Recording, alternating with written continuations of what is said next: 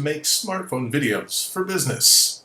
My name is Andrew Hamilton, and I'm the director of Ghoster, a digital learning company based here in Lancashire.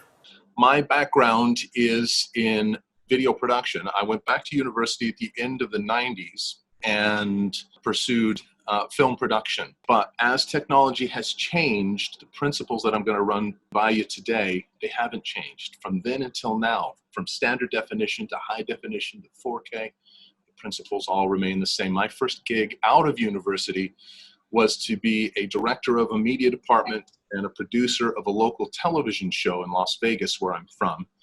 And my job was to raise up volunteers for this not-for-profit organization that had this television program.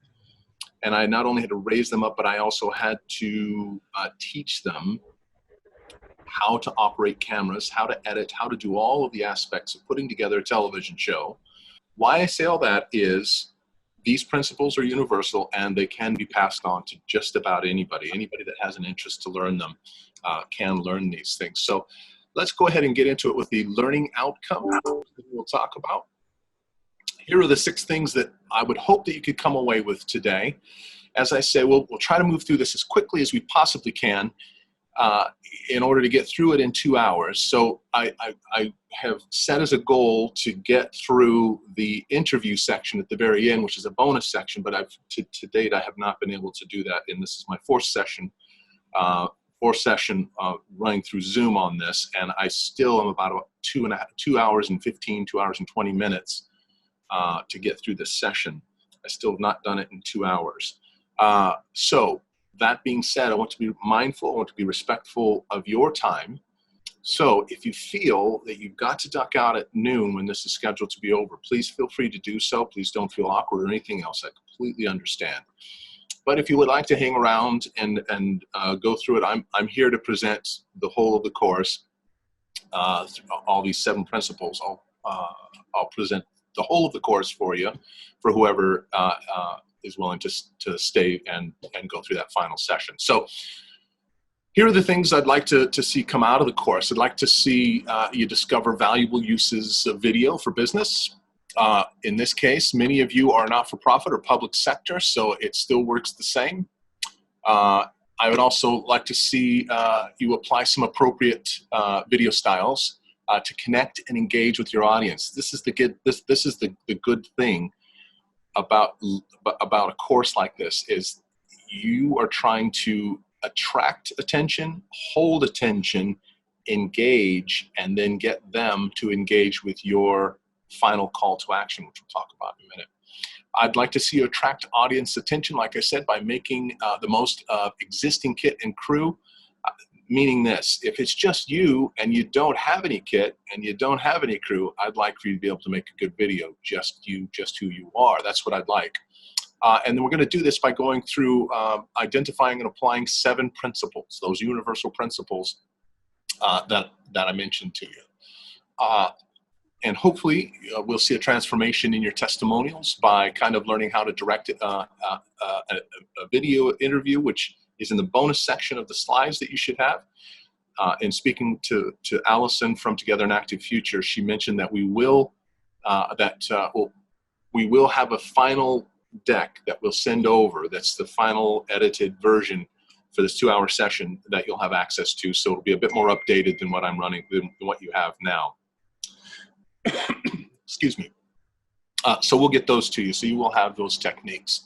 And then finally, I'd like to see you deliver a polished video through applying professional editing techniques. Now, we're not going to go into how to use apps and how to click this button and move this clip around and that sort of thing. That's more of a next level class for editing, which I'm happy to do a session in that. What I'm going to cover today is the thinking, the mindset behind why you edit in the way you edit. Why would you put a cut there? Why would you splice there? And what sort of shot should you use there versus this sort of thing. So those are our learning outcomes. Without further ado, I'll give you a quick overview of the 7 transforming techniques for video, which we'll go through as different sections for this session. The first one is going to be planning and preparation. Then we'll move into composition. That planning and preparation is that forethought that you put into it. And if you get nothing else and you just do planning and preparation, your video will stand above 90% of all other organizational videos, so to speak, that are being put out by teams on YouTube today. Because oftentimes the first thing we do is we run out with our camera and cover whatever event is going on, whatever outreach, whatever program's going on, and then we slap that up on YouTube. That's the standard approach. What I'd like to do is give you some ideas on how to plan and think about that. Composition, what is it going to look like? We're going to talk about position of the camera, angles, sizes, that sort of thing, staging, turning a two-dimensional video thing and making it look more deep, taking advantage of more of a depth of field so that it feels more three-dimensional. And these aren't just mindless jargon-esque type approaches. These aren't just to be fancy. These are things that are affecting the psychology of the audience, and it's either holding their attention or it's repelling them. If it's done right, it holds them. If it's done wrong, it repels them. I want for you to have a message, and I would like for that message to be effective. I'd like for your videos to work, to reach the people you want to reach, and to get them to move to action in the way you'd like them to move to action. In my case, in those early years of my career, I oftentimes put videos out just to get volunteers interested in learning video and learning how to shoot, how to use professional level cameras. Would you like to learn how to use these cameras? Would you like to learn how to use studio equipment? Would you like to learn how to edit? So I try to get them excited, and all I really wanted them to do is call the number on the screen of this little video that we would run as a commercial type of thing on conferences and things, and it worked. But I'd like to see you do the same. If you need to raise volunteers or raise funding or raise awareness, that sort of thing, I'd like to see that happen. We're going to talk about motion management, which is getting rid of motion that we don't want and adding motion that we do want. That does help us. Lighting, making the most of natural, artificial, and in-camera lighting. Now, the thing about this is, on lighting, I will mention little bits of kit, but really I want you to be able to know where to look to use to make the most of lighting that's available to you now.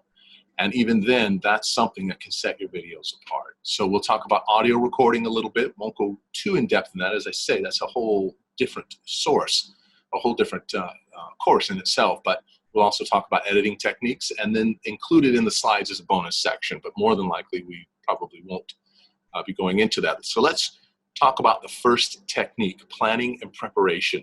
We're going to go through, these are the 3 big A's for planning and preparation. We're going to go through each one of them separate.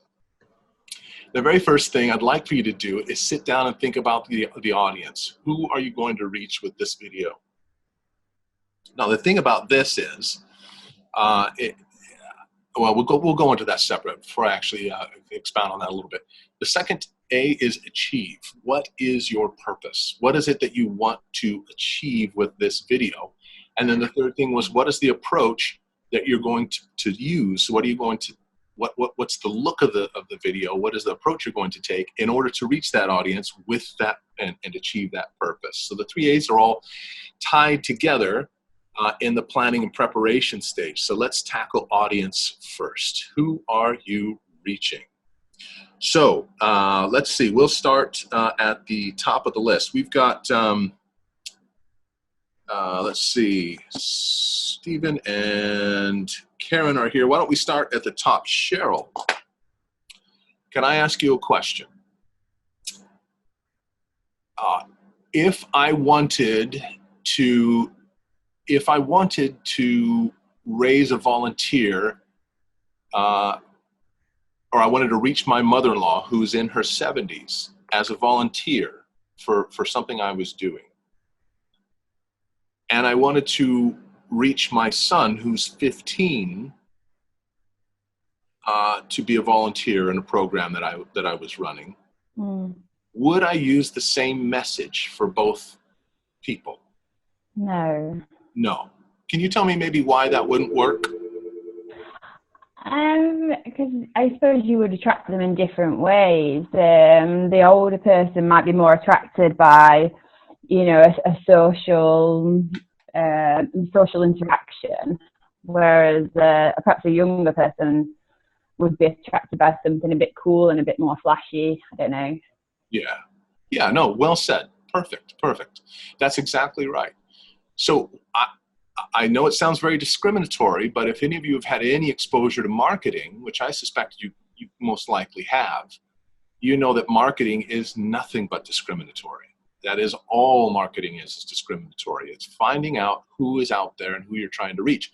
Because, just as Cheryl's pointed out, my mother-in-law is going to respond to a different sort of message than my son is. And it's not picking one over the other. It's just simply saying, if I want to reach both groups, I'm going to need 2 videos. Now, this in and of itself seems like it's very obvious, doesn't it? But most people aren't doing this. Do you know that most people aren't doing this even with printed material that they're handing out? They'll print out material on pamphlets, then they'll hire somebody to do kind of pamphlet distribution for homes, at homes and things, and it's the same message blanket across the whole thing. And that's a bit of a shotgun approach, and yes, some will respond, but the idea, what marketers tend to want to do is they want you to narrow down who you want to reach, then they design everything for that they know, that they have on hand, that they respond to.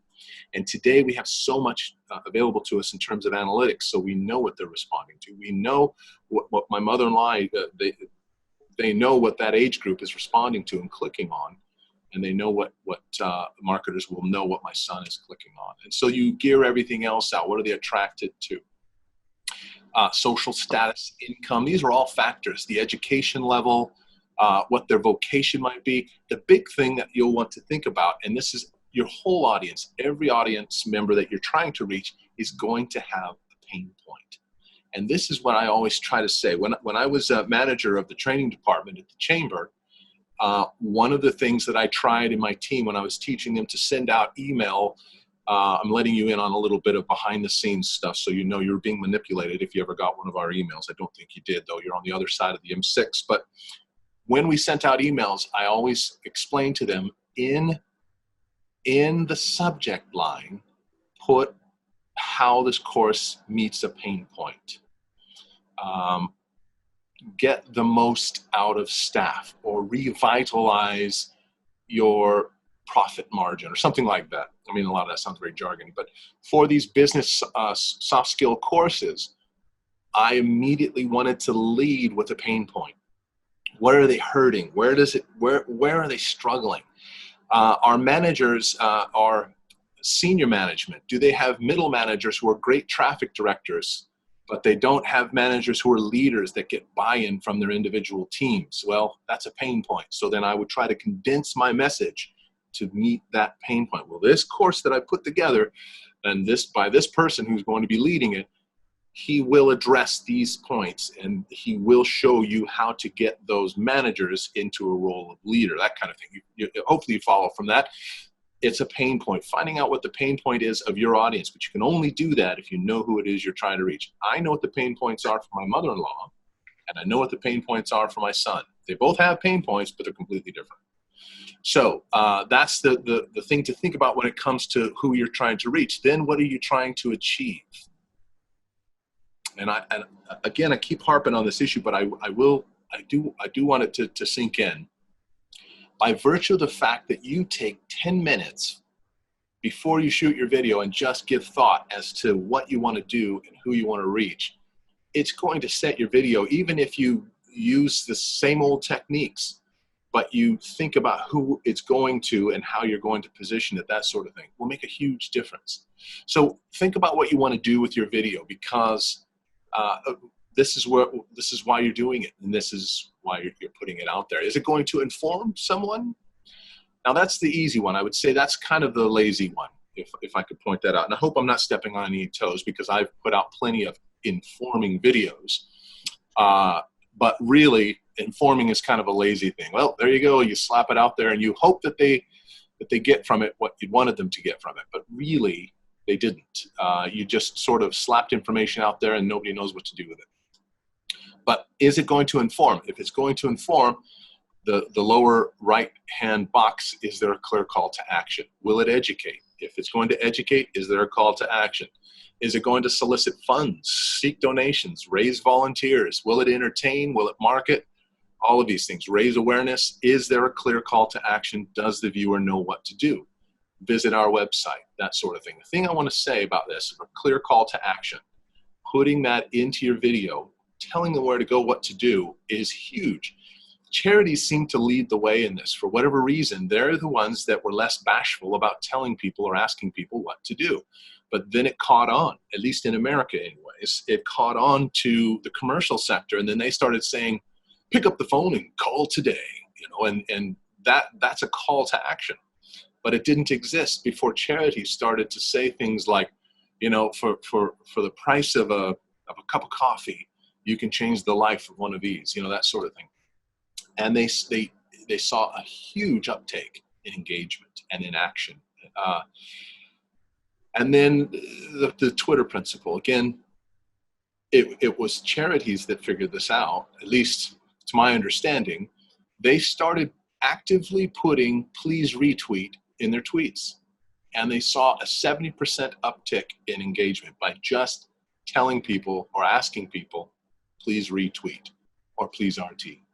And that's one of the principles in sales. Before I went back to university, I was in sales for about 14 years as a very young man and hated it. I didn't like it, but I knew one principle that was drilled into us as salespeople is ask for the sale.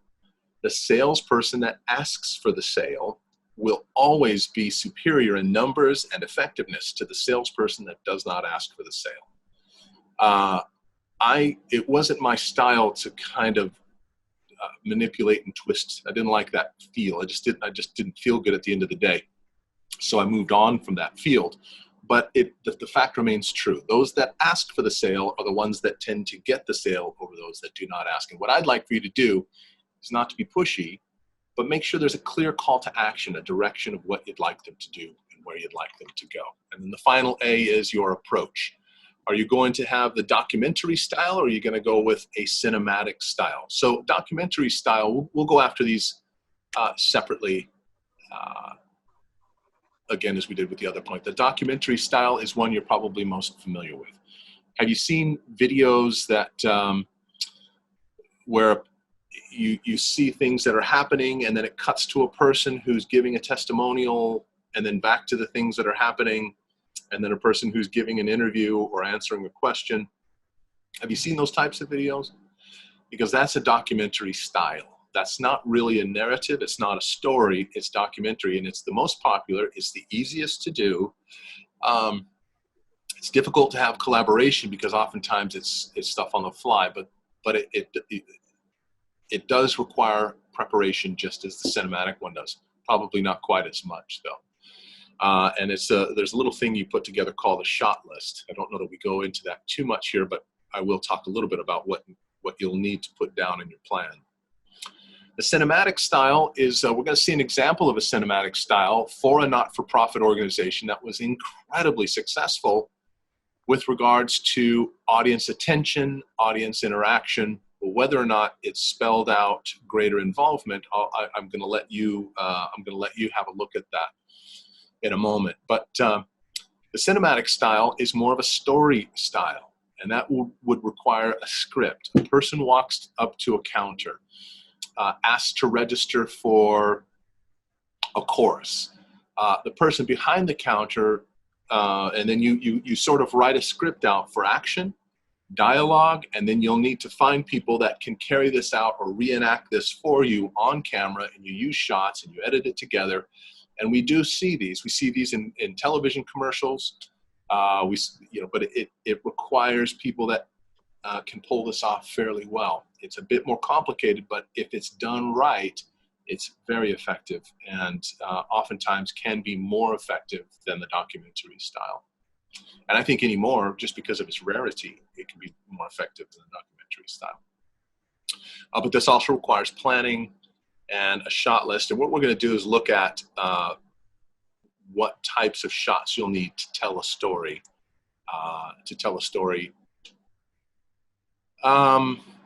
Using just the camera. So let's take a quick look at this. This is about a 90-second video. But here's what I want you to think about. Based on what we've just talked about, See if you can figure out who the demographic is, who are they trying to speak to. Try to figure out what it is they're trying to do. Are they informing? Are they raising awareness? Are they raising funds? Are they looking for funds? Are they looking for involvement? I'd like you to see if you can determine what they're trying to accomplish. And then obviously I've already given away that it is a narrative style on how they do it. It's supposed to be, it's a 90-second video. Most shocking second today is what it's called. And each second represents a day in this little girl's life. So it's over the course of 90 days, 90 seconds. So it's a very interesting concept that they've put together. Happy birthday to you. Make a wish. Granny. Hello. Have you done your homework? Ada. For a general strike. Ready or not? Here it comes. Violent clashes with live ammunition against. Deserve to get shot. Have a nice day at school. Airstrikes on rebel position. We are going to stay. What's happening?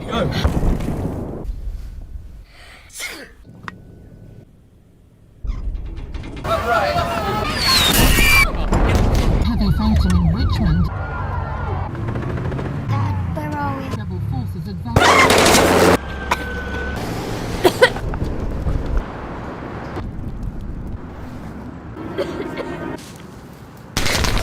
Daddy!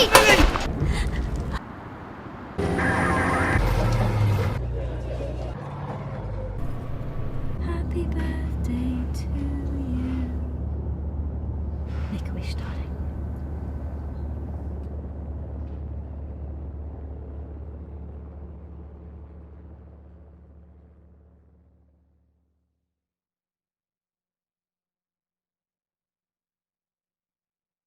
Can you tell me who you think maybe the demographic might have been, who they were trying to reach? Maybe parents, I thought, or yeah, adults. Yeah, spot on, spot on. Would this appeal to a young single guy, 25, 26 years old? Or would it appeal more to perhaps young parents with a daughter this age? Yeah, because you can kind of see yourself in the video then, can't you? Certainly, most certainly. Well spotted. That's exactly right. It's parents. And would these be parents in Eastern culture, Mid-Eastern culture, or Western culture? Western, I would say. Western culture. Yeah, because, and you can tell that just simply from seeing where it all takes place. It appears to take place in a Western, sort of Western setting of a Western culture, doesn't it? Yeah, very good. So now I'll turn to you, Paul. Can you tell me what the purpose of the video is? What you think it might be? To pull on people's heartstrings, maybe to, I don't know, is it to donate, maybe? Yeah, maybe, yeah. I like that you're saying maybe. I like that because there's a reason why you're saying maybe. And that's going to probably be answered in the next question. But yeah, thanks, Paul. Stephen, was there a clear call to action at the end of this video? Was there, or at any time in this video, was there a clear call to action? Not explicitly, but it does say save the children, so it's blindingly obvious who's made the thing, and we know that they're a charity, they're a well-known charity, so it's implicit rather than explicit. Yes, yes, well said. That's exactly right. So it's implicit. There's a hashtag there, but a clear call to action will tell me where to go, what to do. So it's designed for parents, but the hashtag and researching the hashtag is probably not how most would search something like this out. They might instead go to a website. They may want to make a phone call or something like that. So what the consensus has been over at least these 4 sessions is that one thing that is strong about the video is its approach. But the weakness of the video is in its murky call to action. it doesn't quite tell you what it wants, where you need to go, because I see this video and I want to get involved, but really all I have is a hashtag. So I suppose I could go on Twitter, put up that hashtag, but there's no guarantee by putting in a hashtag it's going to tell you what it wants from you, is it? I mean, do they want me to volunteer? Do they want me to give money? And will that hashtag be the information? But yeah. So that is a cinematic thing. Now, I doubt very seriously they knew what was going to happen, but this thing exploded and it's had 67 million, something like that, views. I think is what 65 million views, something like that. And I don't know that they were expecting such success, but it did work. It was impacting, and as Rosie mentioned, they put you in a place where you put yourself in that video or in that situation. I've got a girl. It's about a little girl. My daughter is about the same age as the girl in the video, and so of course, as a parent, then that draws me in. And just because it's not happening here doesn't mean it isn't happening. That makes me realize, okay, well, I need to broaden my worldview a little bit and recognize that there are kids like this, like my daughter, who are suffering out there, and maybe I can help. So that's a good thing. So let's take a look at what a few things, a little checklist, if you will, a little bit of a plan, things that you'll want to put down on your plan if you're putting together a shot list to go out. One of the things that I would do is I don't shoot in the cinematic style necessarily, only because for me it's faster, easier, and more direct. I can take care of everything on the fly if I shoot documentary style. It's very straightforward, very easy, very simple, and that's how I shoot most of my messages. Now, in the first years of my career, I shot a lot of cinematic presentation in order to try to recreate something or recreate action or pull an emotion. But here's what I would typically do when I sit down to do a shoot is I want to know how the shots are going to look. Now, at this point, you may not have kind of the terminology down, but we'll go through how you can determine how you want the shots to look, what shot sizes, shapes, angles, what all these things mean.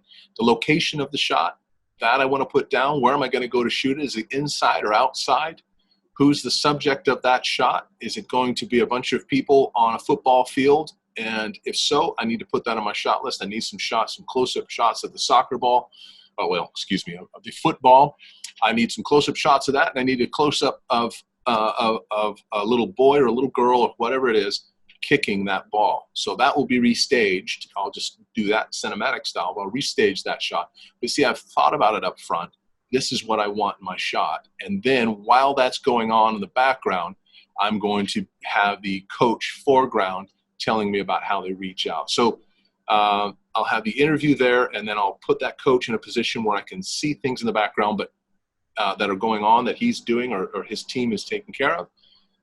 But that's how I would do it. I wouldn't want him in an office. I want him foreground, seeing what he or she does, background. I would want that happening in the background if I can get it that way. But I need to put all that down on my shot list. That's what I want. Well, then that goes into the shot. And then I have to go around. I have to check, get permission, and find out if I can use this, that, and the other thing, and be there when something's happening.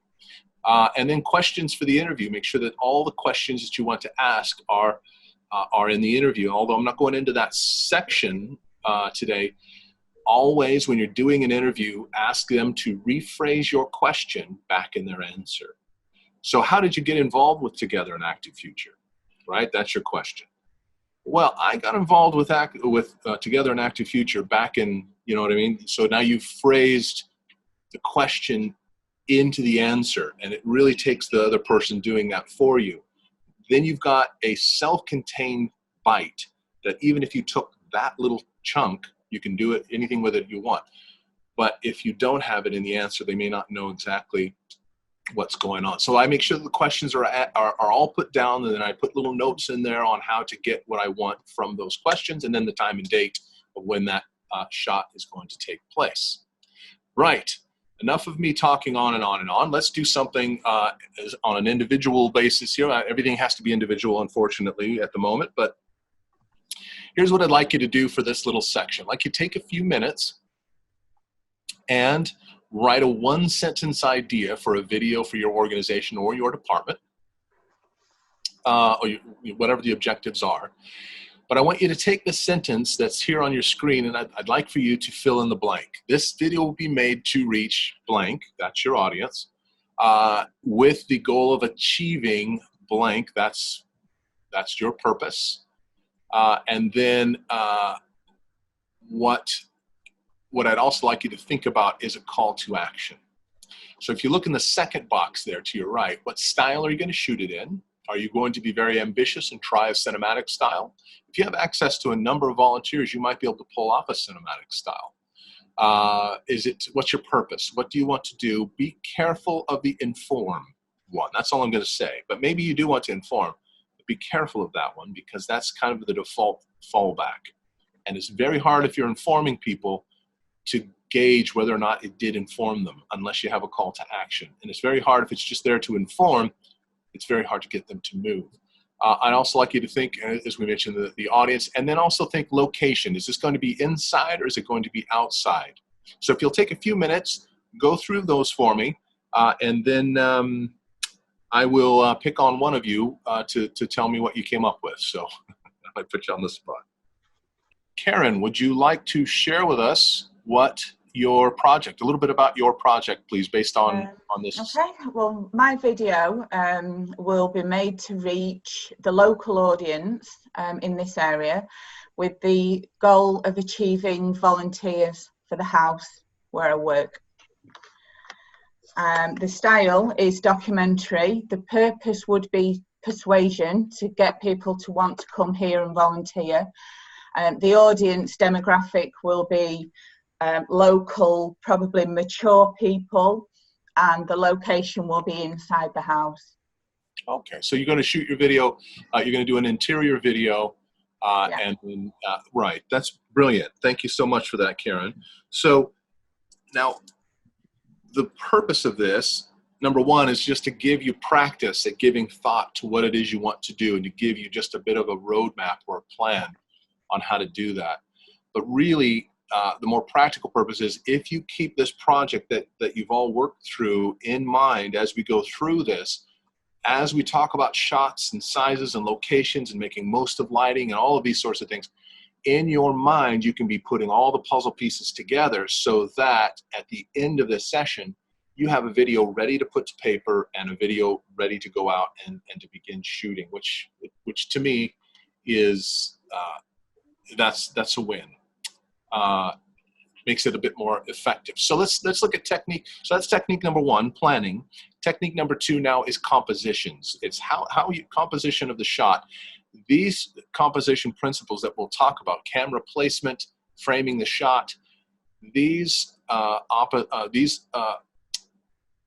oftentimes are consistent with photographic principles, which means if you take what we talk about in this little section here, you can apply it to photographic principles and they will work and they will be effective and your shots will look much better. So we'll talk about composition because video borrows a lot from photography. And we'll talk about the camera placement, where to put it, and then the framing the shot sizes and angles and things like that. So let's talk about first use of space outside. So do any of you have projects that you think you're going to shoot outside? Yes. Anybody out there? Yeah? Yeah. Okay. Good. So if you're outside, one of the things, we'll talk about lighting in a moment, so I won't go too much into that, but one of the things I try to do is if I'm outside and I know I'm going to be around people that will be sitting behind me, around me, I claim my spot early so that they know to sit away from me. But I always tend to try to set up a shot with a deep space. And there's a purpose for that. As I mentioned, we have a two-dimensional medium that we're using here. Really, it's just a flat screen we're looking at. But if we do it properly, if we position the person properly, we can provide a bit of depth behind or something of interest. Now, sometimes I've had to, I did something for, I don't remember which football club it was. It's the one out Kirkham Wesham, I think it's the one that's out there. I did something for, there's an organization called Beavis that I shot a thing for, and I had to go out and get a testimonial. And it was crazy windy that day. And so I had the person that was the director of this charity management company. I would have liked to have her positioned with the charitable organization going on in the background, and then her giving her testimony and how this not-for-profit organization works, that sort of thing. But the wind was so incredibly crazy that I had to get a windbreak somehow. If I wanted to shoot outside, I had to get a windbreak or just give up on it and shoot inside. But because I didn't bring a bunch of exterior lighting with me, I really needed existing light. So it kind of had to be outside. It was a brilliantly sunny day. So I had to move her behind a windbreak, but I still, even though I couldn't see the depth of field and there had to be a wall there to break the wind, I still tried to provide depth between me and the wall. There had to be some depth and not her flat against the wall. So that's the idea here. And then position of the sun. So the position of lighting.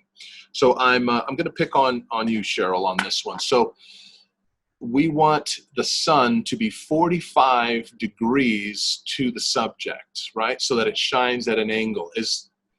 Wouldn't it make more sense to put the sun directly so that it shines directly on the subject, Cheryl? Would that not make them squint? Would it just not be in their eyes? Yes. Well said. Well spotted. That's exactly right. That's exactly it. You wouldn't want the sun directly in their eyes, and obviously you wouldn't want it. You wouldn't want it to be directly into the lens, because that can cause all kinds of weird flares and weird exposures of bright things, and then the person that you want to shoot is underexposed. The best thing to do is to put that sun 45 degrees. So we would consider the position of the sun when we're using the space. We put the camera down, we want our depth, but we also want to look where the sun is. We can't move the sun, but we can move the subject and we can move our camera. So we look where it is and we position those things that allows us a good deep view, but the sun is at 45 degrees. And then audio considerations. So in this situation, it would require, if you're only using your smartphone, which if I recommend two pieces of kit, one is a tripod and the other is a little mic that plugs into your phone. Those two things will just absolutely transform your video from that of an amateur to that of a very professional looking video, just in those two things. Andrew, sorry, yes? Could you recommend a make or something, a website to go and have a look at? Because I don't even know where to start. What's an appropriate tripod? I've seen camera tripods, but I've never seen a tripod for a smartphone. Is there a manufacturer you can just say, go and have a look at their stuff? Most certainly. It's Stephen, yes? Is that right? Yes. Yes. Stephen. Yeah, great question. I do actually have them built into this newer deck, the slide deck. You probably don't have them on your list, but on this new one that you're going to get, all of them are here. But I'll touch on some sources here as well as we go through little bits. Again, this isn't one of those things where I want you to have to go out and buy a bunch of expensive stuff. First of all, you know how to make the most of what you have. But then for those little bits and pieces, I'd like you to get something that works effectively. But you know, I know how it works. I know how public sector not-for-profit works. It's not necessarily deep pockets, and you kind of, or if there are deep pockets, you literally have to move mountains to get to it. And so you just have to figure out how to do it for as quickly and as cheaply as you can. So I am the king of cheap, and I will recommend some great, cheap, effective things that I use. I don't make any money off of these things. I just use them, and I know they work. So let's take a look at use of space inside. Now, there are going to be a few of you that have some interior shoots, yeah? Yes. Good. So for the internal shoot, take a look at where the camera is placed in this boardroom. And this is, I specifically went after a picture where the boardroom was cramped, because a lot of boardrooms look this way. You know, that you have there's not much room to get around it because it's really designed for people to sit at a table and maybe watch something on the projector or have somebody give a presentation.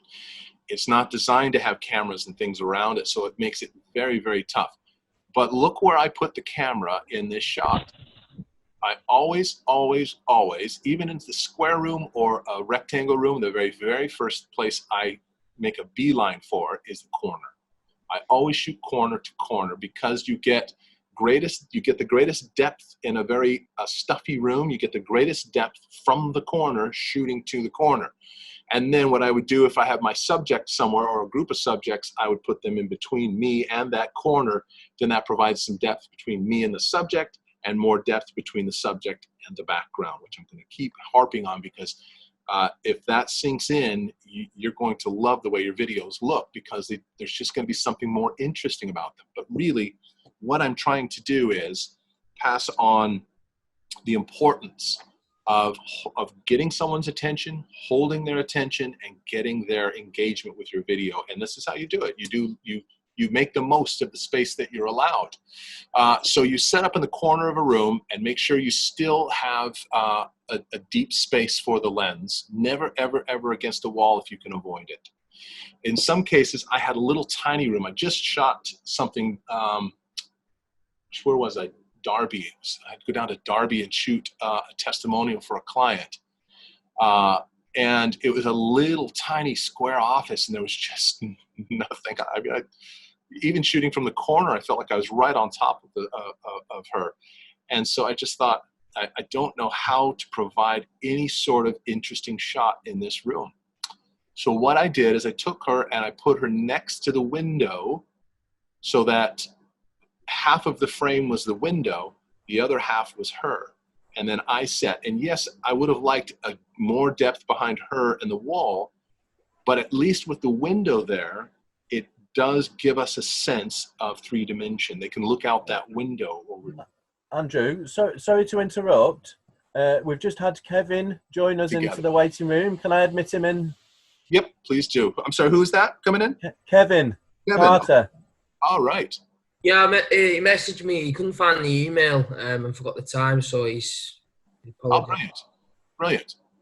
Kevin, are you in now? It's just connecting. All right, no worries at all. Well, we'll go on there.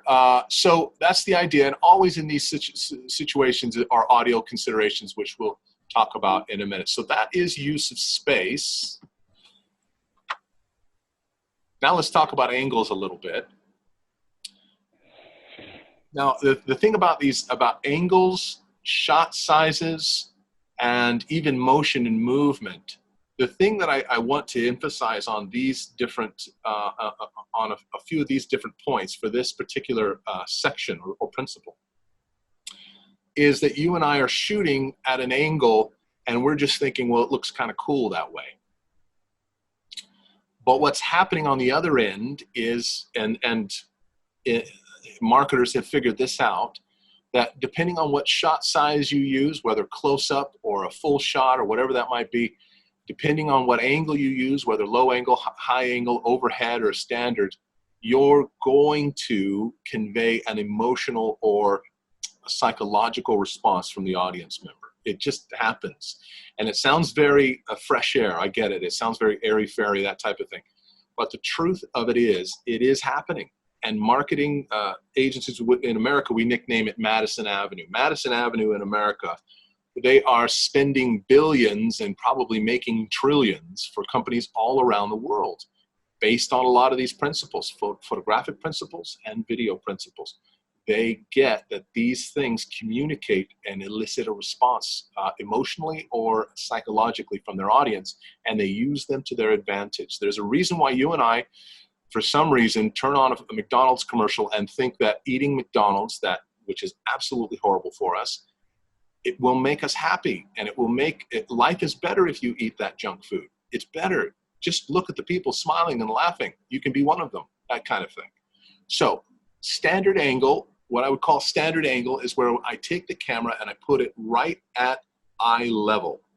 So if I have my phone here, I don't put it above and I don't put it below, but I put it right at the same level as the eyes. Now, for me, that's my favorite angle because I want my audience to identify with the person in the video. High angle might be used if you want the person to feel empathy towards someone that is in an inferior position. Charities for World Hunger use this angle ad nauseum, ad infinitum. They've not got tired of it. Apparently, it must be working for them.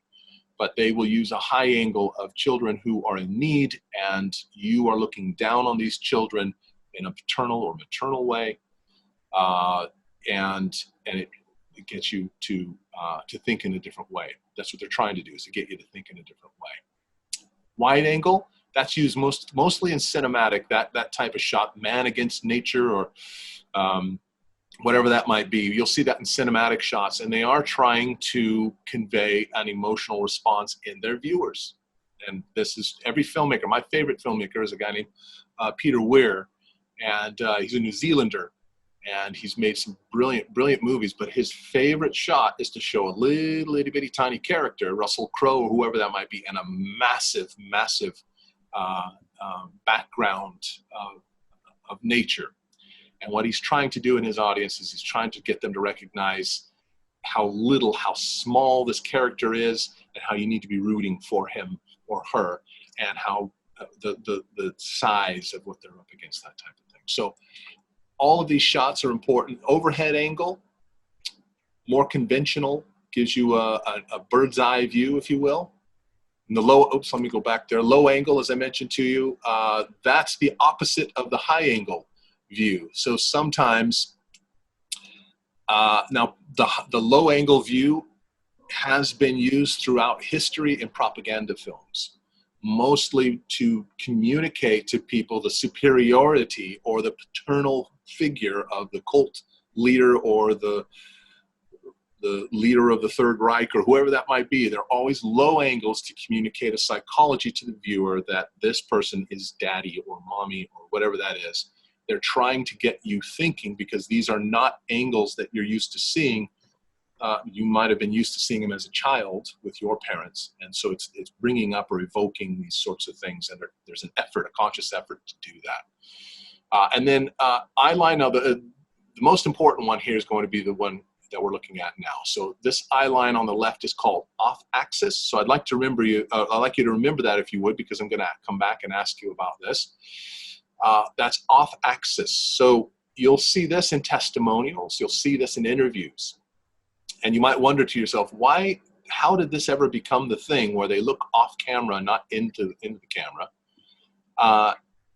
What it does is, if someone, I think it's very effective when somebody's giving a testimonial.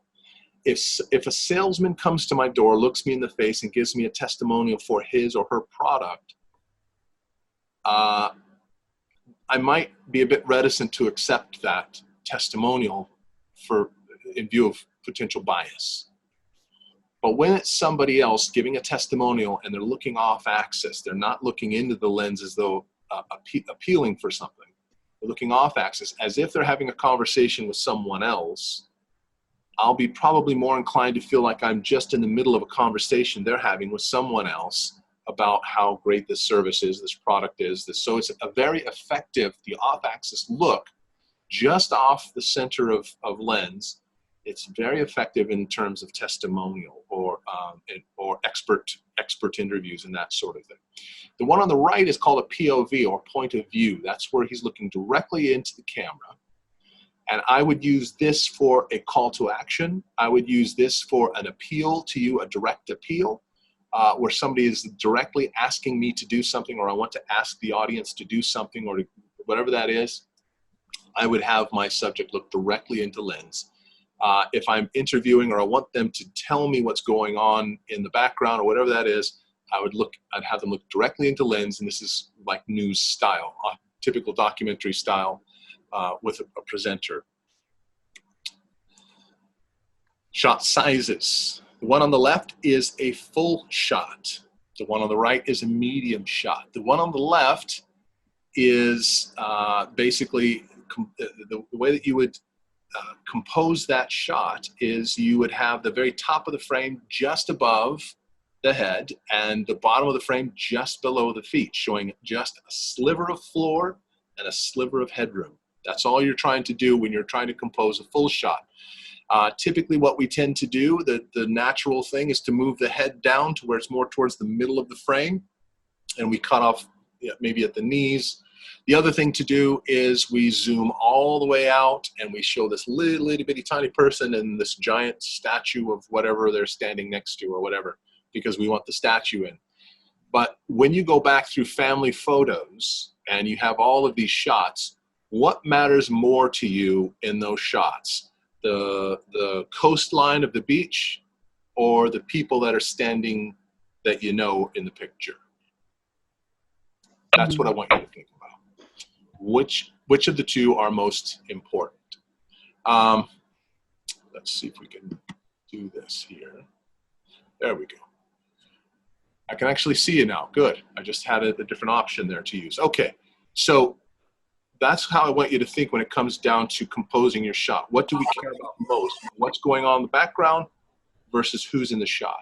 The one on the right, the medium shot, that's a standard shot. Now, if we were all in a live session, I would have two of you stand up, and I would have you describe to me, I'd have you stand at a comfortable distance apart, and then I would have you describe to me what you see in your field of view of the other person. Where does the field of view end of that person at the top, and where does it end at the bottom? And inevitably, at a comfortable position, that's what it will look like. That's what will come back in the description, a medium shot. They'll say just to the top of the head, and I can see probably just to the top of the belt line. And that's typically a description of a standard medium shot at a comfortable position. Then I'll have them do this. I'll say, okay, slowly walk towards each other until all I see is the top of your head and maybe across the middle of the shoulders. I want you to walk closer to each other until that's all you see in your field of view of that other person. And they get uncomfortably close to one another in order to arrive at that close-up, what's called a close-up shot. So why do I do that? Because I'm trying to say when you shoot your shot, when you pick your shot sizes of your subjects and who it is you want to put on camera, that makes a difference. If you want a comfortable distance, which is probably, that's what I use all the time, but I use it because that's what I want this to be, standard angle, comfortable distance when I'm giving testimonials and interviews. I don't use the close-up unless the person is emoting. If they're giving a testimonial and they're tearing up, then maybe I'll cut to a close-up, or I'll use a close-up, something like that, to show the emotion. But typically that's not what my standard business videos or my standard testimonials or documentary style videos that I shoot these days, that they don't involve that. So I keep them at a good business distance, comfortability there, about 3 feet, and this is what it looks like in a medium shot. If I'm too close, it can evoke, it can be overly intimate with somebody you don't know who's telling you about an event, but yet you've been brought right on top of them, and it can in an audience evoke a bit of a weird, like it just doesn't seem right. There's something not right about this video or whatever, and I don't want them ever thinking that. I want to hold their attention, so I avoid anything that might distract them, and I want to keep their attention the whole time. Right, so let me go back here, and let's move to this one. So now here is a rule of thirds. You see that the frame there is divided left, center, and right, top, middle, and bottom. So there's the rule of thirds. This is good for photography, and this is good for video. We position this person. Now, if I can ask, Rosie, I think it's your turn. Rosie, is this gentleman looking POV, or is he looking off axis? Is it off axis? Yeah. Off axis. Off axis. That's exactly right. He's looking just off the axis of the lens, and perhaps a good testimonial shot or a good interview shot, that sort of thing, expert interview, that type of thing. And but you see where he's positioned, because he's looking to his left, like the left of frame. He's looking to his right, technically. but to the left of our frame, we always have that person looking to the empty side of the frame. Does that make sense? If they're looking left or right, they're always positioned to where they're looking at the emptier side of the frame. There needs to be an empty side of frame for them to look at. Now, these composition rules came into effect 100 years ago, and they become the accepted norm and have always been. Doesn't mean you have to do it that way, but that's the accepted sort of standard. If you want to start with the standards and then get creative, that's fine. I watched a documentary last night, and I was paying attention to their expert testimonial shots, and they had the person composed all over the place. They had people in the middle of the frame looking off axis, people on the right side looking to the right, which is really weird. They're looking into the closed side of the frame, but this is the standard view. He or she will be looking toward the empty side of the frame, so you'll put them over on the right if they're looking to the left. If they're looking straight into the lens, they aren't looking left, they aren't looking right, then you center them. They're looking straight into the lens, then you center them. All right, let's talk about story shot elements. 5 quick shots. I'm going to go through this very quickly. This is how you tell a story in 5 shots.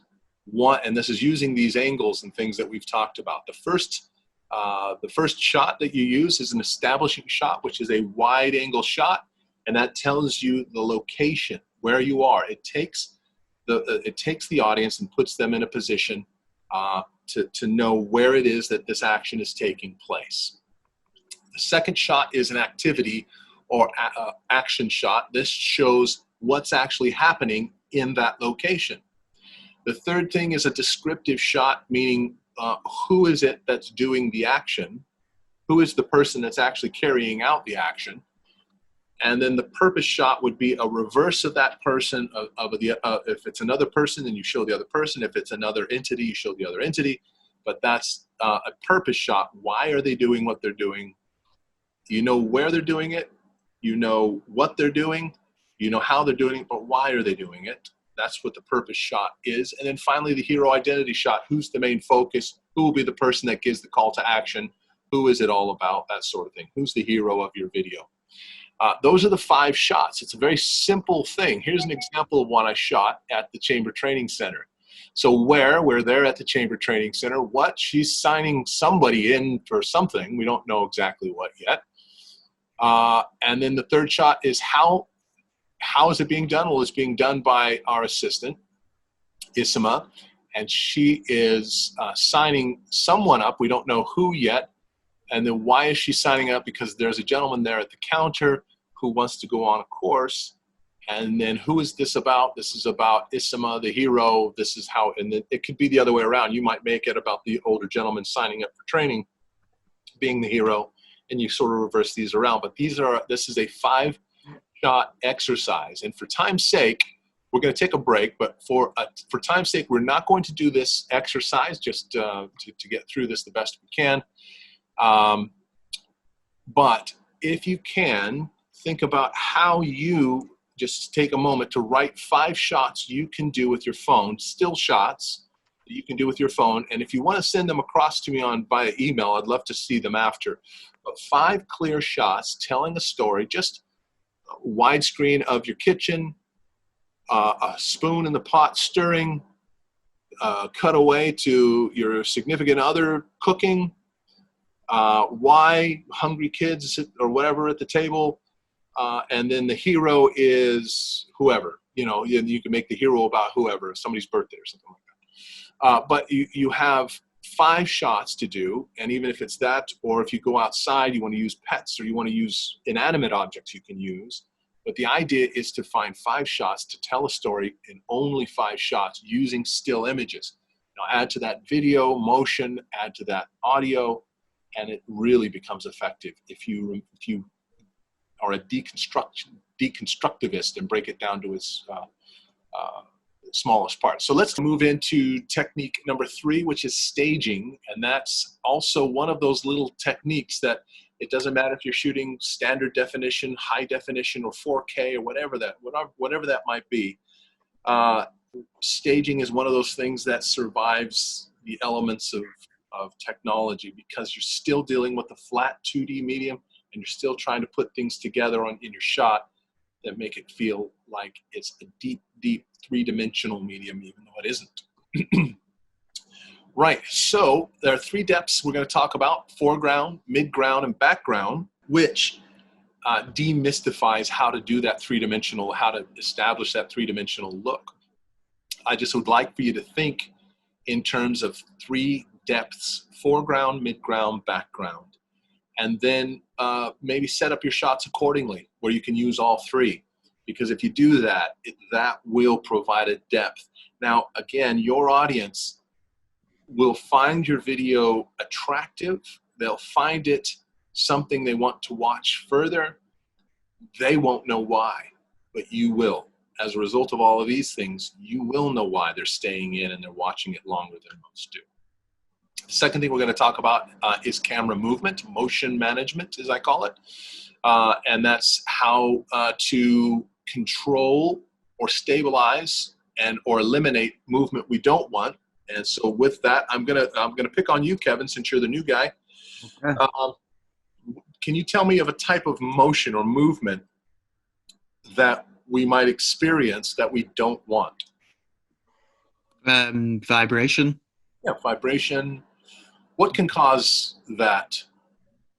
An unsecure camera lens. Yeah. Shaky camera, right? Mm-hmm.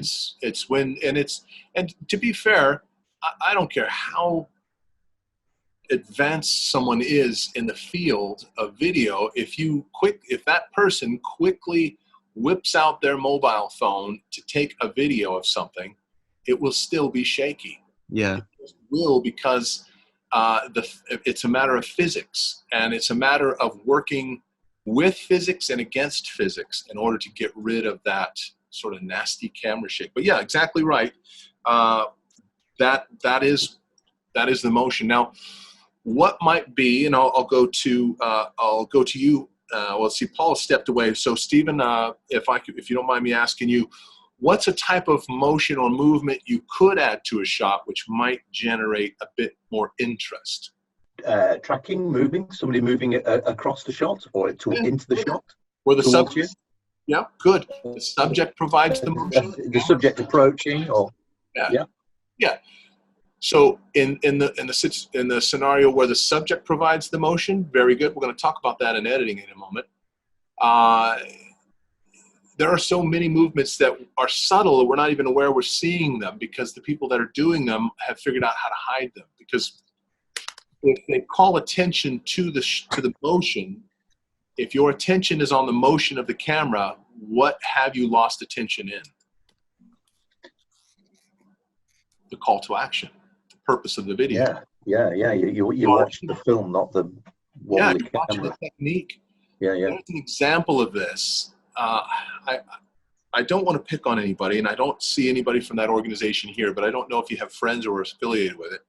But there was a video put out in the public sector, kind of a Lancashire video promoting Lancashire. And I heard when it came out, they're like, "Oh, you have to see this video. It's beautiful. Oh, it's gorgeous. It's just the way they did it is just fantastic. What a great video." And I thought, wow, I really have to see this video. So I watched it. Gorgeous video, beautiful video. No call to action. Awareness raised of how great Lancashire is, which is good. I was glad to see that. Thriving community, good. But now what do I do? It was so beautiful that everybody talked about how beautiful the video was. But around that time, even to now, and this was about 2 or 3 years ago, this video came out. To this time, I haven't heard anybody that's engaged in anything or done anything as a result of that video. So I don't want that for you. You can still make your videos beautiful, add motion, add movement, that sort of thing. But what I really want is for you to have a purpose, and that your motions and your movement, your pans or your tilts, any motion or any movement you put in, all suits your purpose, and you don't lose anybody. I want them to engage with what you want from them. And so that's what we'll talk about as we go through these things separately. So primary depths of field, let's talk about this one. Foreground, midground, background. Here's our foreground shot. So foreground shot is that gentleman, the little man there in the front. Midground, who's in midground? It's like another student. Yeah. Yeah. And everybody who's in the background there. Mother. Either a mother or a teacher. Everybody says mother. That's funny because in my mind, immediately I think teacher. And do you want to know what they did to make me think it was a teacher? Pencils. Crayons. The pencils. That's what they did. They influenced my mind to say that's a teacher. And they did it with those pencils only because it looked, it's not a typical thing necessarily to have pencils and cans set up formally like that sort of thing. For me, for my mind. So that's foreground. Foreground is the main focus. Now, don't worry about how you see the foreground in focus. You know how you see the other elements, midground, background, out of focus. You see that in that picture? Your phones probably won't be able to do that. In fact, I'm sure that they won't be able to do that because the lenses are not complicated enough. You need a specific type of lens, what they call a fast lens, like a 2.8 or a 1.4 lens. It's a special kind of lens that goes on a camera that processes light in a way that allows for what's known as the bokeh effect, B-O-K-E-H. That bokeh effect is where you have one section of the frame in focus and you have the other elements of the frame out of focus. Very cool, but you can also rack focus where you go from one emphasis in the foreground, then the midground's in focus, and you keep rack focusing to the background, then the teacher or the mom is in focus there in the back. But I don't want you to worry about that. What I want you to worry about is the depth of the shot. And the person in the foreground, you see how you remember the rule of thirds, that shot I showed you, the rule of thirds? So our young man foreground is in the far left third. You see that? Midground is about in the middle third, and then background is in the other third. You see how they've done that? Mm-hmm. So that's how I'd like you to start thinking in thirds, left to right, thinking in thirds, top to bottom, and then pick how you'd like where you'd like the emphasis to be. Here's the midground. So foreground is out of focus. We're not worried about what's in the foreground in this particular shot. And she is on the right third of the frame.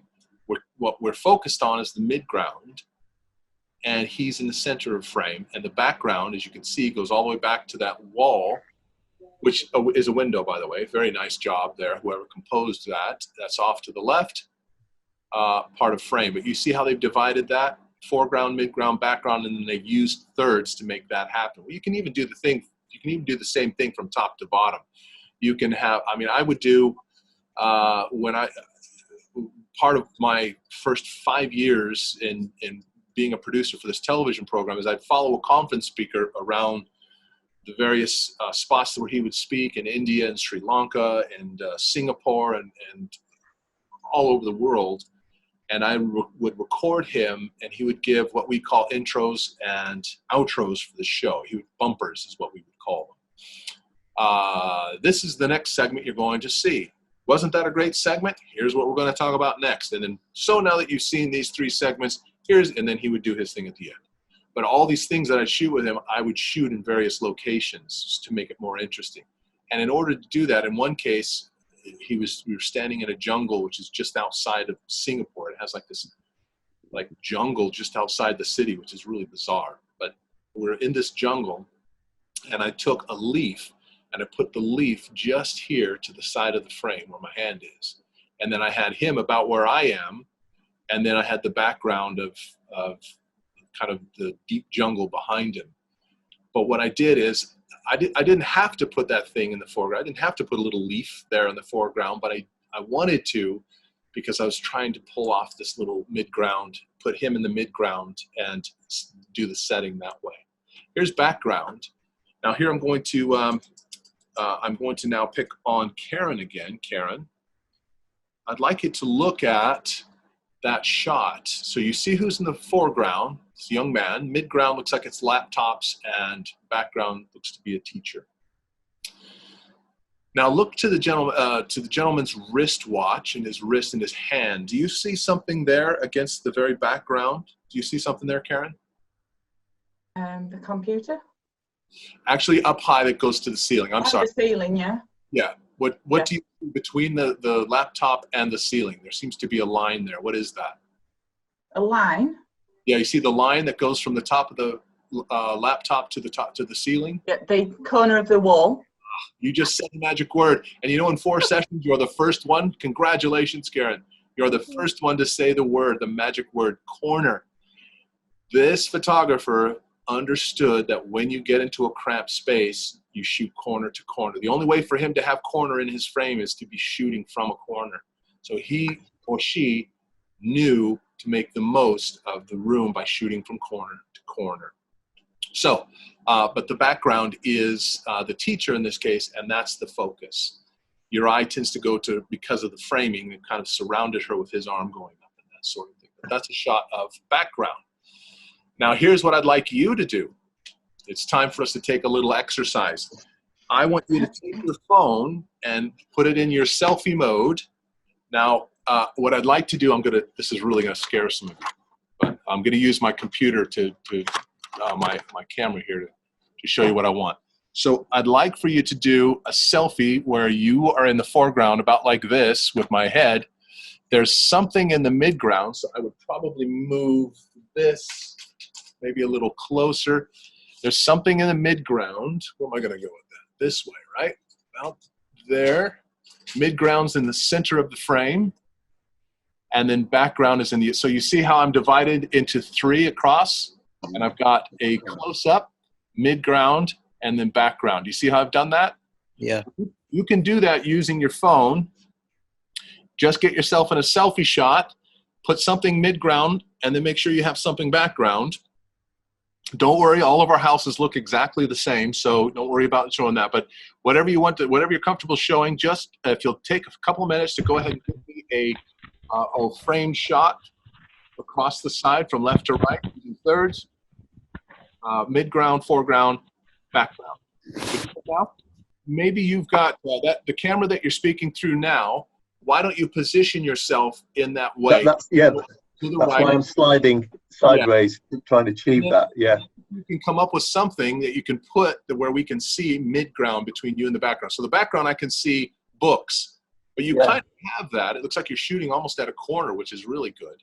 But if you've got something you could set back there, midground, it just gives you an opportunity to try to stage a shot. That's all I really want for you to do there, Stephen, is just to try to stage a shot and get what you want from it. Cheryl, were you able to put something? Yeah. Okay, I think so. It was because I love it. That's it. Yeah. That's it. That's the idea. Is that it? So the idea, what I want you to do is I just want you to have a go at setting things up for the camera, positioning a person and other things for the camera and using depth and then using side to side. Rosie, how'd you make out? Not as easy as it seems. That's it. Yeah. See, you've got that. Yeah. Well done. Well done. That's exactly it. So do you have are you getting kind of a sense of what I'm talking about when I talk side to side in depth? Does this help to yeah, try to split it up into 3 like what you're saying. Good. All right. Well, for time's sake, we'll keep going. I hope that was a helpful exercise. Thank you all very much for going along with that. Let's move into technique number 4 and motion management. So we're going to go through these things separately, as I mentioned. So we want to eliminate distracting unwanted movement, which is camera shake. And then which is interesting. My desk table is very unstable, which is why you see the camera shake here. But look how terrible that is. I'm telling you about how to eliminate camera shake, and my video's shaky. But we're going to show you how to kind of use your mobile phone and steady it a bit better.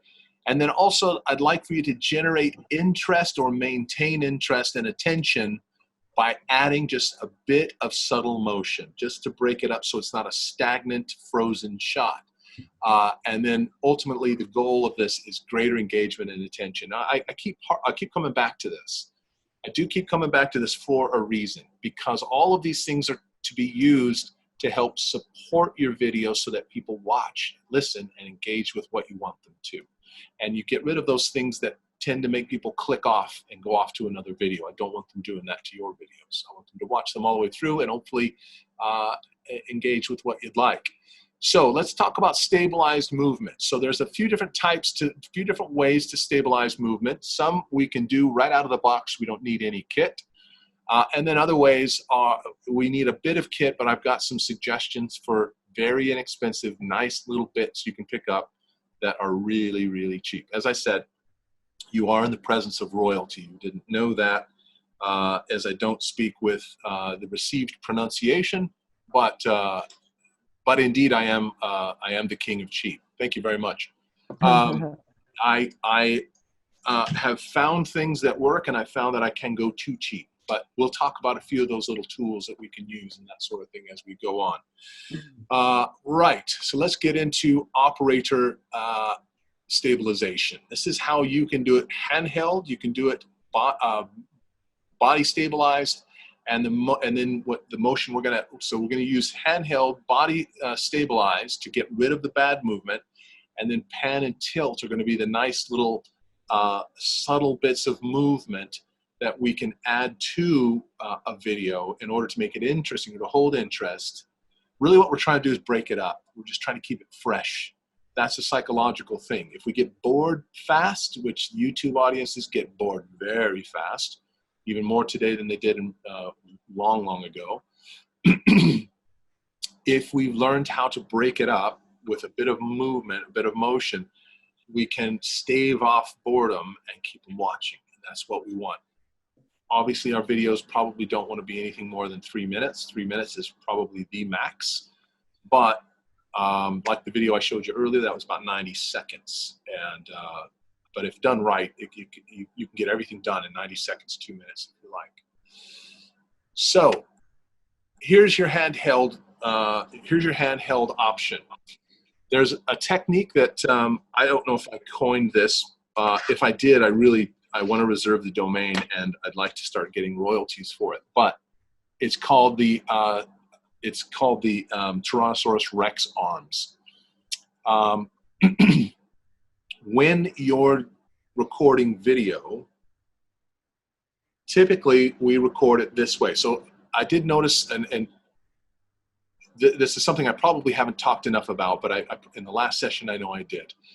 One of the things I'd like you to do is that if you shoot this way, you're thinking of your phone as a phone, okay? But if you shoot this way, you're thinking of your phone as a camera. So I would like you to get in the habit, if it's a video for business, video for your department, video for your organization, please get in the habit of shooting what's known as horizontal video. This is fine, and I'll shoot this video when I'm shooting my kids. My boy, when he was little, used to like to burst into spontaneous dance in the middle of Walmart. If he saw something that he was excited about, he would burst into dance about it. And if I wanted to get a good full shot, I would have to shoot this way. But if I'm trying to tell a story and use proper composition and depth of field, side to side and going back, I need all of that landscape there. So I have to shoot this way, which is landscape. This is portrait. This would be landscape. This is vertical. This is horizontal. So I would want to shoot this way at all times. But now what we do is we shoot this way, right? We do our movements and everything else. But the problem is our fingers and our hands and our arms move, and we don't even see it, and we're not even aware that they're moving. We don't know it until we watch the movie back, and there it is shaking all over the place. And what do you tend to do if it's overly shaky? You tend to click off of it, unless it's something riveting. You tend to click off that video. So here's what you do. You stabilize. It's tough for me to do it from sitting here, but I would put a hand underneath, and a hand to the side, as you see in that picture on your screen. And then I have Tyrannosaurus Rex arms. That means I bring them all the way in to my body, to where they're just hands sticking out of the body. And the motion that I do, panning left to right, is done with the body.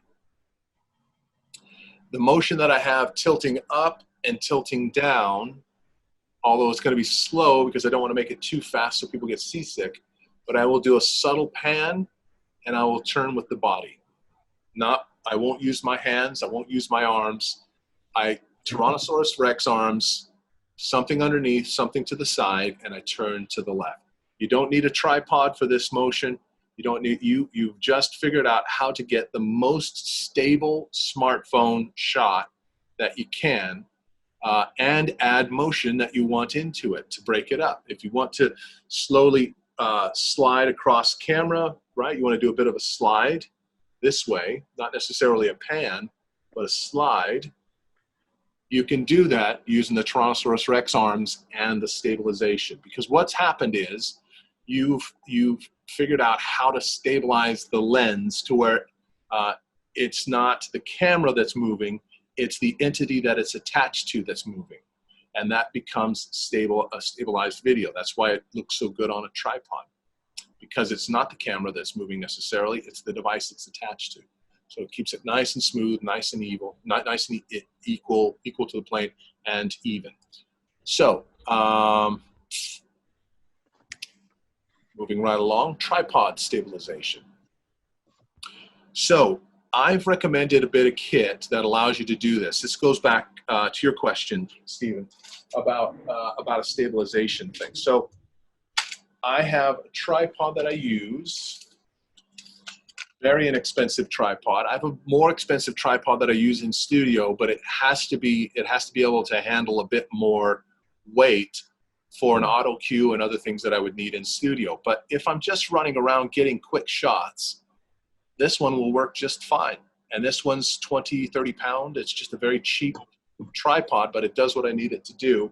And it will also, if I do it properly, it also will break into a monopod to where I can stand it and offer just by standing it, just by leaving it down, it sort of extends out. Let's see if I can do this properly here. And then I can position the camera on the ground and stabilize it with a tripod, but with a monopod, but I can still move around as I need to. Now, this picture that you see now on the slide, that's actually a BBC crew that's out shooting with a phone. And he's got his phone on a tripod for stabilization. So we call this a pan, and we call this a tilt. But what you can do is add slow motion on the tripod that keeps everything nice and smooth, but it also breaks things up a little bit. But the problem is, if you're, say for instance, you're shooting something on a football field, a tripod can be a cumbersome thing to pick up and run with and go and carry motion. That's why a monopod can help. And I have this 2-in-1, and I think the one I'm recommending on here is a 2-in-1. And again, it's very cheap. It's only like 20 pounds to pick that thing up, but it will make a world of difference to your video. Just having it on a cheap tripod. I mean, even if you don't have a tripod and you made something out in the workshop, anything that holds that camera steady to another device, and that device carries weight with it and balance, it will steady your shot, get rid of the bad motion we don't want, and give you the freedom to do pans, tilts, and those sorts of things. Now, the thing I like about having it on a tripod for a sporting event is I can do the pinch zoom. I can do a pinch zoom, and I can maintain a fairly steady shot as long as it stays on that tripod. But I do need to add extra stabilization, no shakes or anything else, or no touching anything, in order to get shots. But I can do that if it's locked down on a tripod. I can't do that if I'm doing the Tyrannosaurus Rex arms. I can't do it that way. I can't do any zooms because it will still, even with all that stabilization I told you, it's still going to be shaky. All right, so here's another little bit of kit. Now, when I first bought this, it was about 8 pounds, but the price is going up because I think people are discovering these little things. They're phenomenal. They're really, really good. But I think they're up to like 12 pounds or 14 pounds now. But when I got it, it was 8 pounds. It's called a little Ulanzi thing. And so what it is it's got 2 handles, as you can see here, 2 handles. The phone clips back in here. And I'll go ahead and put that in for you.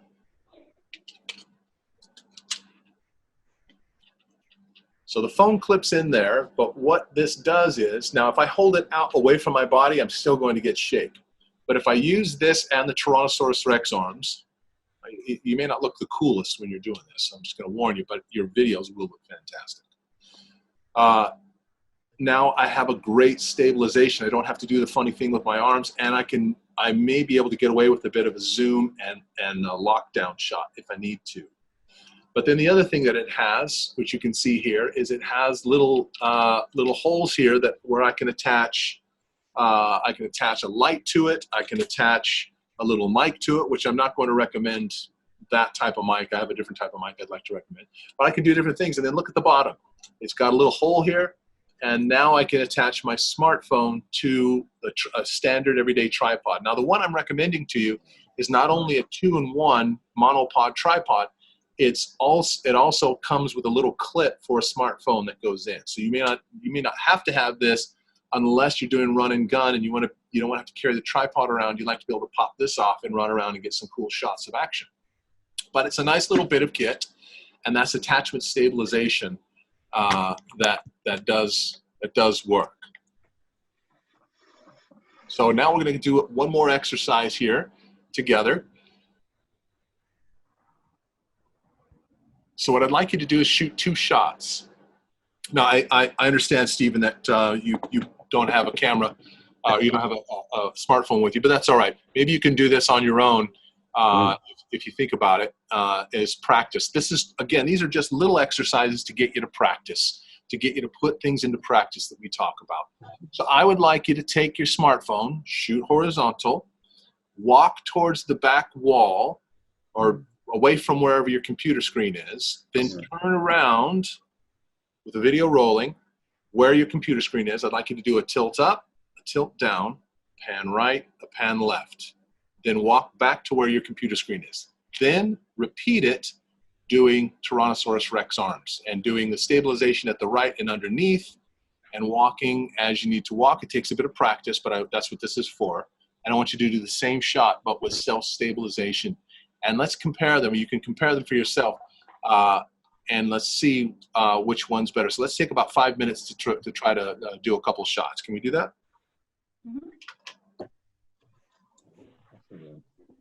Looks like we have just about everybody back. Well done. Excellent. You're all very speedy camera people. Fantastic.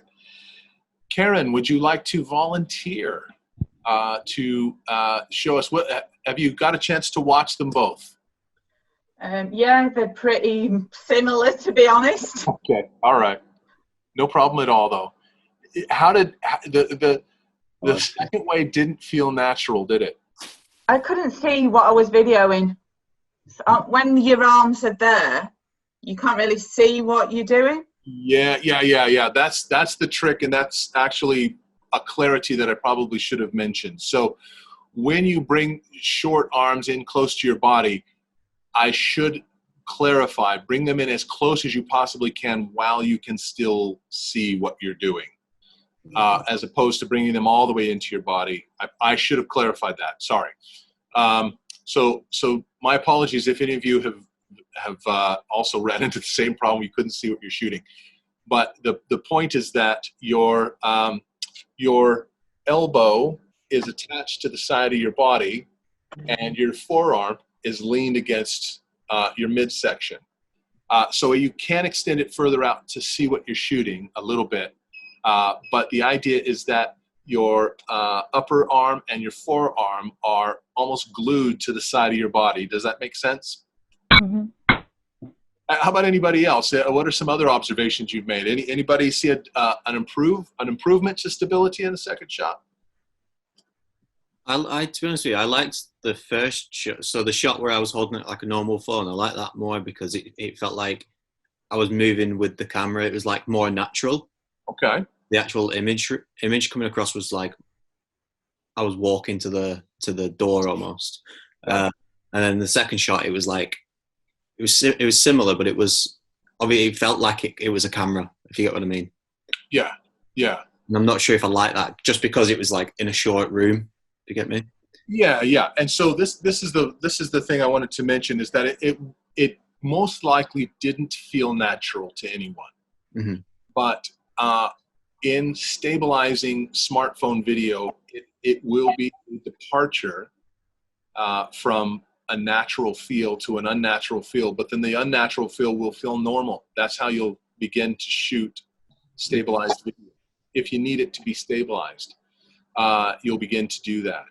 And it will feel a little bit better. And hopefully, as you control the shake, as you control the side-to-side movement and the forward and back movement, which is what the two hands are designed to do, is to hold it this way. And then as you attach your arms to the sides of your body, you then walk forward and you can walk backward, and you should see at least not a full and complete elimination, but you should see a reduction in unwanted shake. But then also, was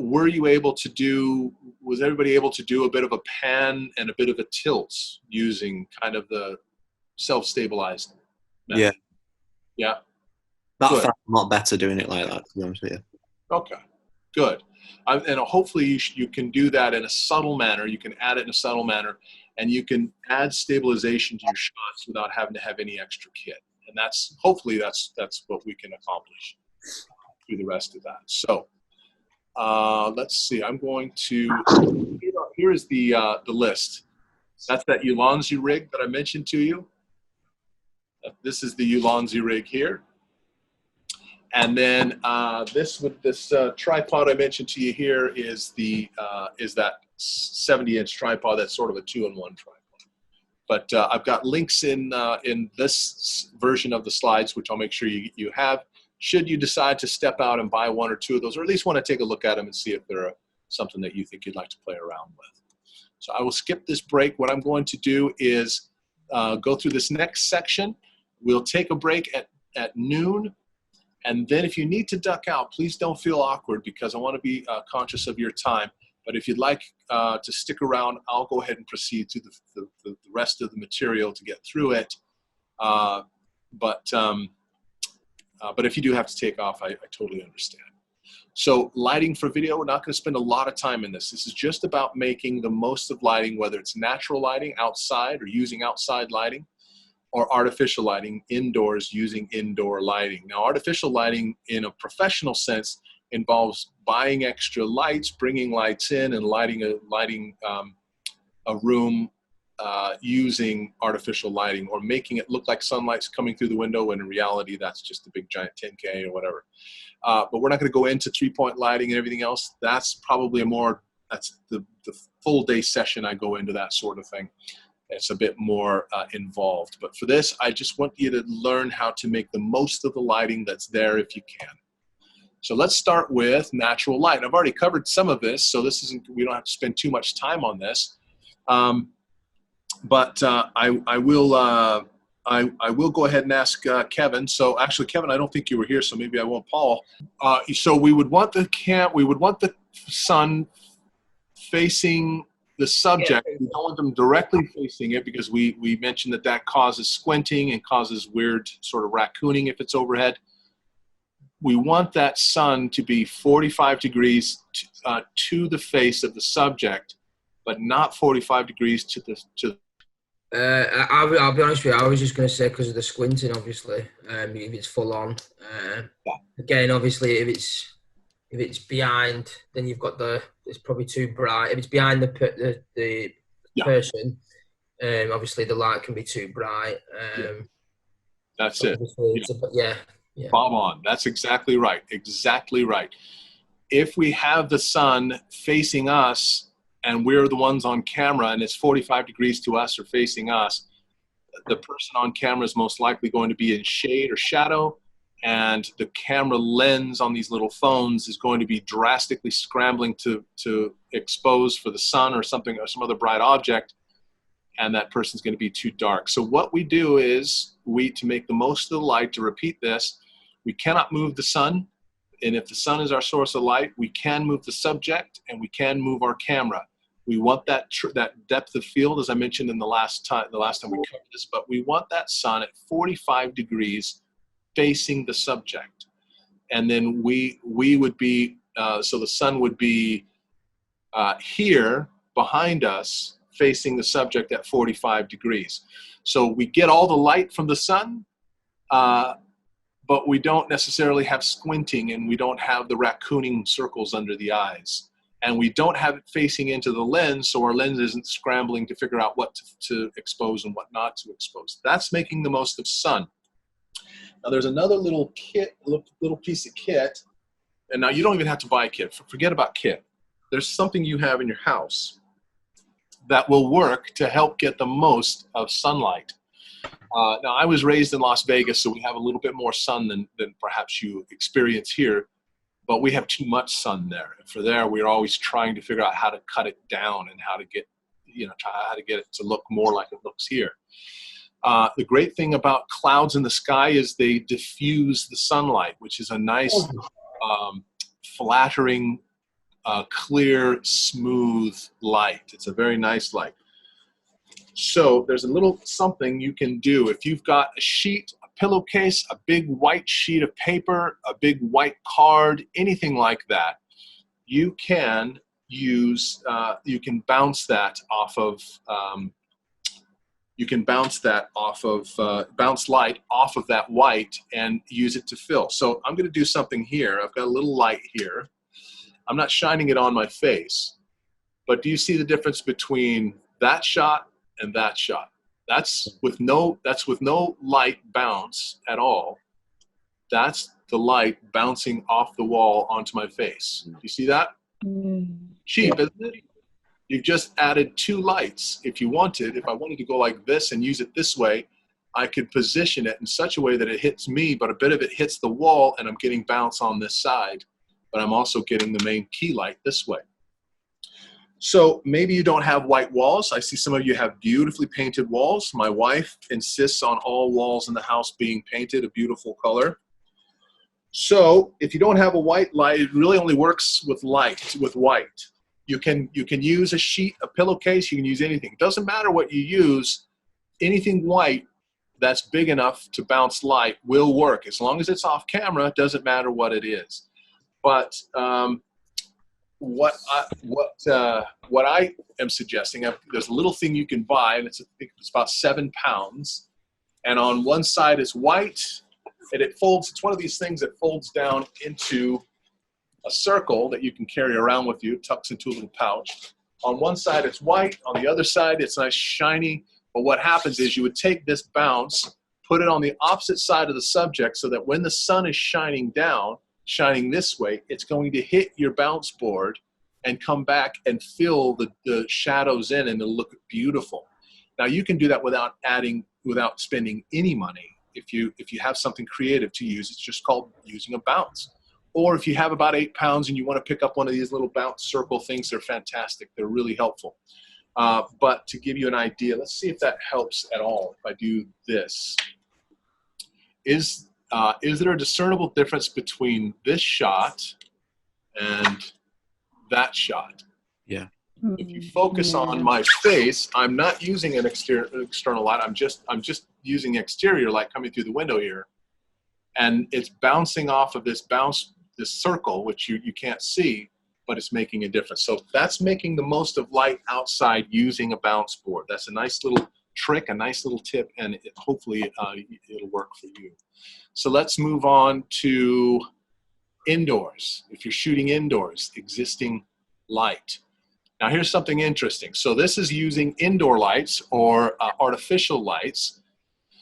And when my wife is British, and we started dating back while I was still in university, back 2001. And it wasn't until we got married that I learned something. I'd learned about cinematography for 4 years and had been doing it for a little while, and got married, and all that I knew about lights had to be revised when I learned that there is such a thing as a big light and small light. Big lights and small lights. I didn't know there was such a thing. But in British terminology, she would come in and say, "Why are all the big lights on? Why don't we have all the small lights on? It's Blackpool Illuminations in here." Now, I didn't know what any of that meant. but now I do. I know what she means are the big lights are going to be the mounted lights, and the little lights are the lights on the table. Now, just a bit of a word of recommendation. It doesn't help to try to convince your wife that it's the same wattage bulb in both lamps, because it doesn't go well. Big lights, small lights, it's a thing, and I just want you to learn how to use big lights and small lights. So that being the case, imagine that the picture that you see there, you see the big light there. You can't tell the depth on this picture, but imagine that that big light is equal in depth to the table on the floor there. So that's about how close to you that big light is. That's about where it's hanging, okay? That in mind, Kevin, I'll pick on you. Yep. In that scenario, where do you think you would like to put your subject so that the most can be made of the existing light in that room? The chair on the left. Chair on the left. Okay, Yeah. and why would you do that? Because if it's directly overhead, then I think you're going to get quite a lot of background light into the camera. Okay. So the chair on the left, I think.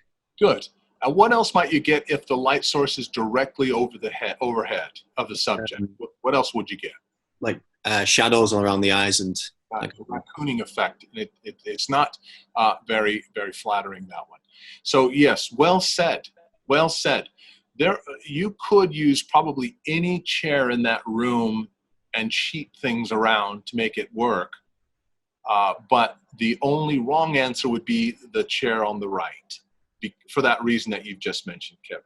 It's directly under the big light, and it probably wouldn't afford the right configuration. Whereas if you put the person there, my choice would be, we call that seat in the middle, we would call that a love seat. I think you have something called it a settee or something like that. Settee, yeah.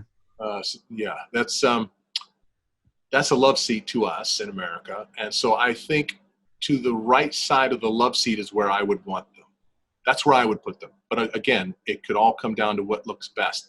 And then I would take that lamp on the left and I would cheat it over if I could.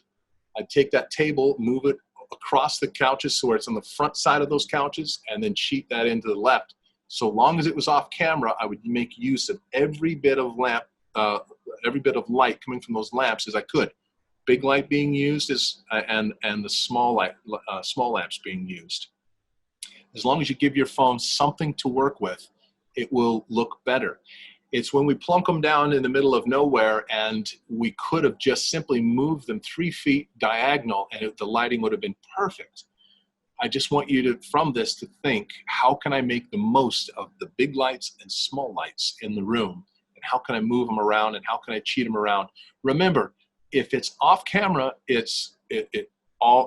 anything goes. If it's off camera, anything goes. You can move anything you want. You can move work lamps in there. You could turn flashlights on. You can do anything you want, anything to get lights in there. It doesn't matter. You'd never think to use a work light or a flashlight for something like this. But if that's all it takes, and maybe if it's too harsh, what do you do to smooth it out? Well, you just take the light and you turn on the work lamp, and it's way too harsh, right? Way too bright. So you just bounce it. You find a way to bounce it, or you bounce it off the ceiling. Most ceilings are white, and that makes for a great bounce board, and I've done that a number of times where I've just not even used the lamp directly on my subject. I've just bounced it off the ceiling. But that's how you'll basically do it to make the most of the existing light within a room. Now, here's an example to end this. Here's a person that's indoors, but is being lit by exterior lighting, right? Okay, so I think I'll ask, let's see, whose turn is it? Cheryl, have I asked you anything in a while? I probably haven't. Not in a while. Is he looking POV or is he off axis? Off axis. Off axis. Well said. Yes, that's right. And would you say that he's composed probably in this using a standard method of composition? Would you say he's composed right? Mm-hmm. Yeah. His eyes are facing the open end of the frame or the closed end of the frame? The open end of the frame. The empty side of the frame. Yeah. Yeah, that's right. He's off axis. He's composed nicely. You see how that picture can be divided into threes, and he's in the far right third. So for that particular section. But now this is almost an identical shot, almost identical to the one I told you about in Derby that I had. A small room, and I had to position it in a weird sort of angle like this to where the window was to the left, she was to the right. The only advantage is I didn't have the window over his right shoulder, or left shoulder there, as you see there.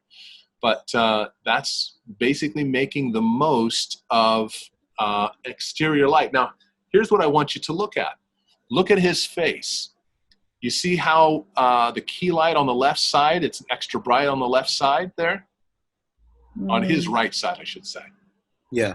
But now look to the other side of his face. That he's getting light on that side of his face. Would you agree with that? Yeah, I would too. Yeah. What do you think they did to get light wash of light on that side of his face? What do you think they used? Bounce board. A bounce board. Or a white sheet.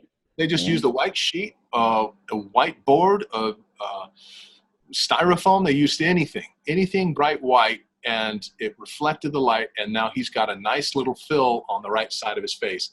Well done. They've used only external lighting, interior, and that's a good use of lighting, and we might find ourselves in that scenario on a number of occasions. So here's some kit for lighting. That light reflector I told you about, that is about £9, and that's a 5-in-1. So it has a silver reflector, a gold reflector, it has white, black. It has all of these different things that you can use to help you bounce and diffuse your light a little bit. It's a nice little pickup there. And then this light I keep flashing to you is like this Neewar Ultra. Actually, no, this one's actually better than the one that I'm showing you. And this costs a fraction of what mine did. The light that I have here costs about $100, which would be roughly £80 or something. This one I think is only, I think this one's only about £20, but I think it's even more powerful than the one I've got because it's just, the light I've got is very old. Right, so let's go ahead and take a quick break. If you need to duck out, I totally get it. It's totally fine. We are going to record the session, so we'll go ahead and complete it through. This final 6th and 7th technique we'll go through, and probably will take us to 12:30. But if you do have to duck out, that's fine. But if you'd like right now to take a quick comfort break, a nice refresher to your cup, we'll just see you back here in about 5 minutes.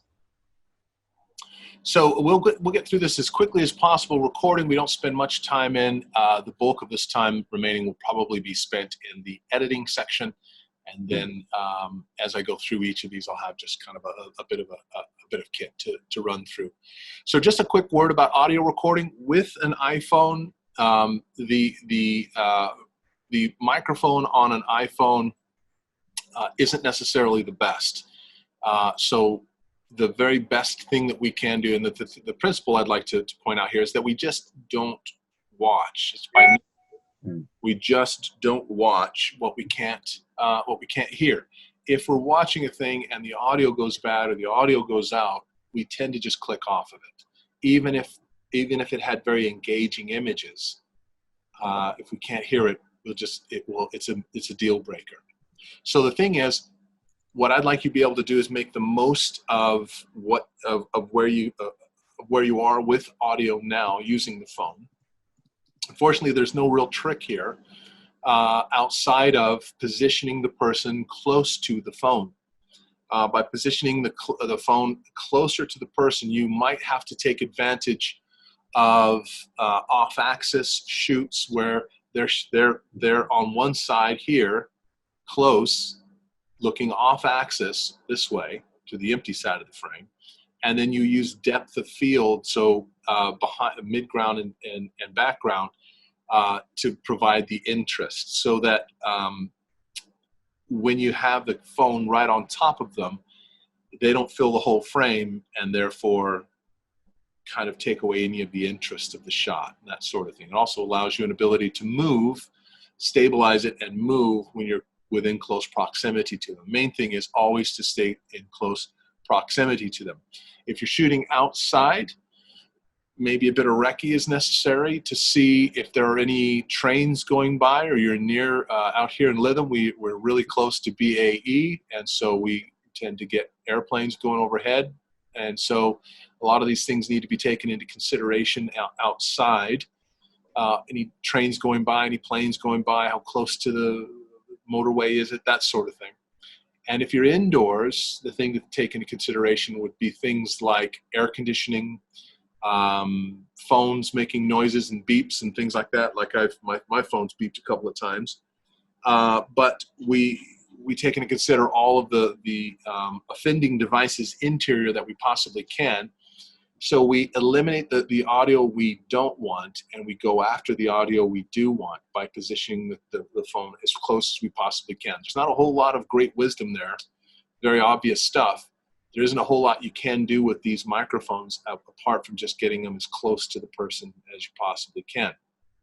Now, as I mentioned, there are two bits of kit. If I recommended you picked up two things, one is a tripod. And if it has a little iPhone clip on there, that's the kind you'd want. A little phone clip, then the tripod can be used out of the box. The second bit of kit would be a microphone that you could plug into the phone itself. So if you have, does anybody have an Android phone or? Yeah, I do. You do, you have an Android phone. So a microphone like this, I found this microphone from Rode.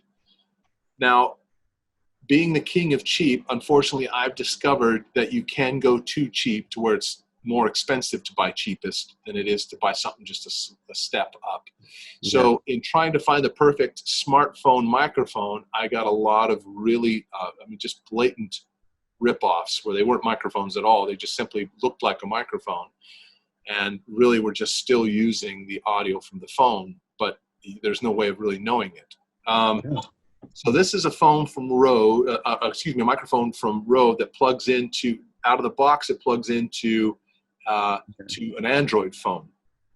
But because I have an iPhone, I spent about £2 or £3 and got one of these adapters, which allows me to plug this microphone into the bottom of my iPhone here.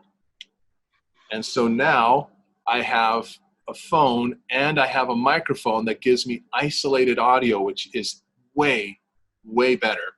And now I don't have to worry about having the phone right on top of them. But you see how short the cable is? I still have to be extremely close to the subject with my phone because of how short the cable is out of the box.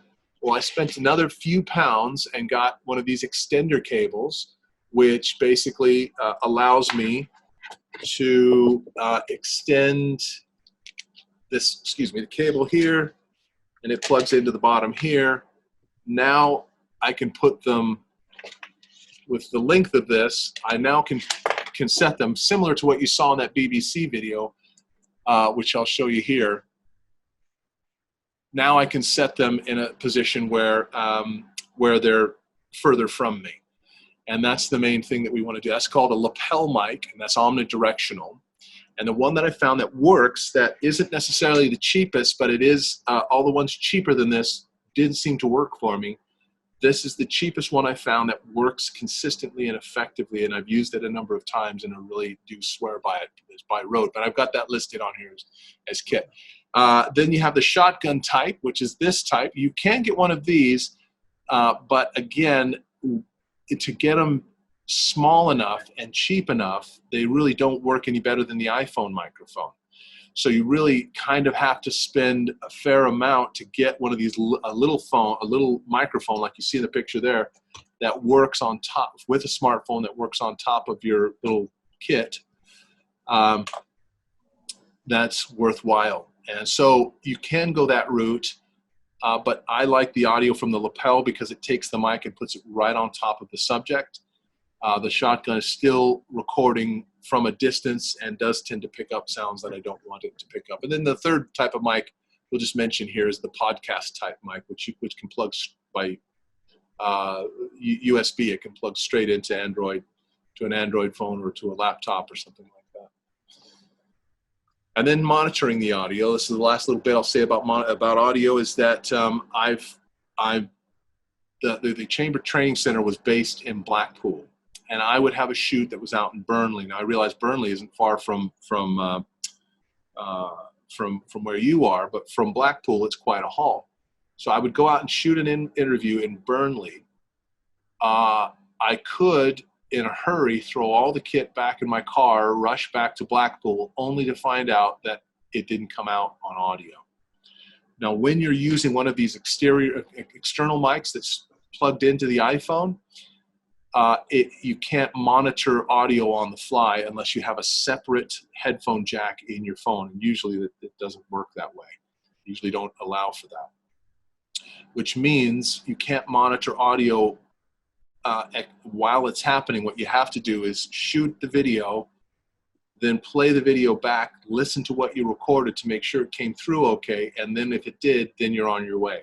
But one way or another, if you're going to shoot smartphone video, make sure you check it while you're out on location before you come back to make sure that audio came through if you do use this approach.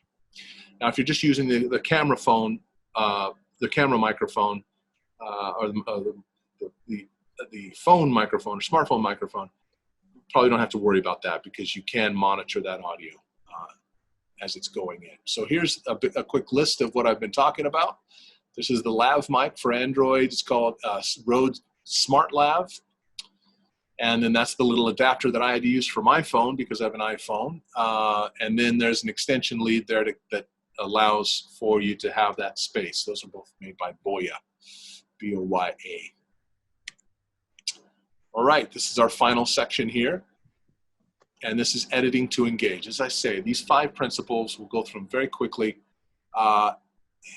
Editing to engage, the point is, once you have your plan together, once you've gone out and you've got all the shots that you need, you've got the cutaways, you've got your establishing shots, you've got your hero shots, you've got your interviews, you've got all these great things that you've recorded, and you know how to break up the thing. You know you've got shots of kids playing football, and then you've got the coach talking, and you'd like to cut away to shots of kids of the coach coaching and the kids playing.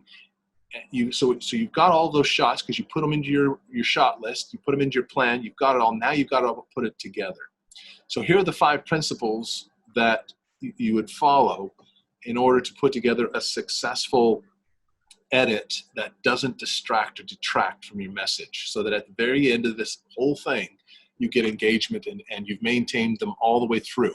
The very first principle is the best edit is an invisible one. I realize trendy videos have super flash cuts and snap zooms and all of these crazy cuts and all the rest. And it can make people say, what a beautiful video. What a great video. Have you seen that Lancashire video? That is a beautiful video.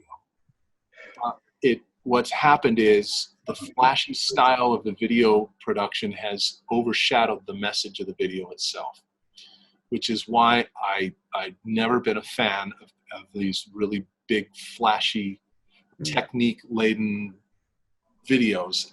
Simple, straightforward, get the message across, make sure you use the techniques that are utilitarian and that keep people's attention. That's what works. But the best edit is an invisible one, meaning try to find a technique that can hide your edits. And there's a couple ways you could do that. Principle number 2, cut in motion whenever possible. If a child is moving across the screen and you let them get across the screen and then you cut while they're moving, if you let them stop and then cut, the cut can be far more obvious. And we don't want that. We don't want people to say, there was an edit there, there was a cut there, they cut to a new shot there. We don't want that happening consciously or subconsciously. We want it to be smooth. And for whatever reason, there's a psychological impact that takes place that when our mind sees motion, it follows the motion. And it doesn't think about anything else. And so when you cut in the middle of the motion, it causes the mind to reset and refocus. And for whatever reason, we don't have an issue. Our minds just go on with the story when that happens. So motion hides the cut. The other thing that can hide the cut is a sound. So if I were to clap right now, really loud, we would all probably blink. And any loud sound or any sound of a distraction, it's a magician's trick. If you look back, my mentor was a cinematographer named Michel Hugo, and he was in his 70s back when he was a tutor for us back at UNLV.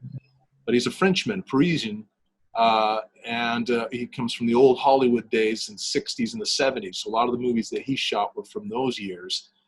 And he always had these interesting things that he would try, that he would do, that's to hide. When he would shoot a thing, he would try to explain it.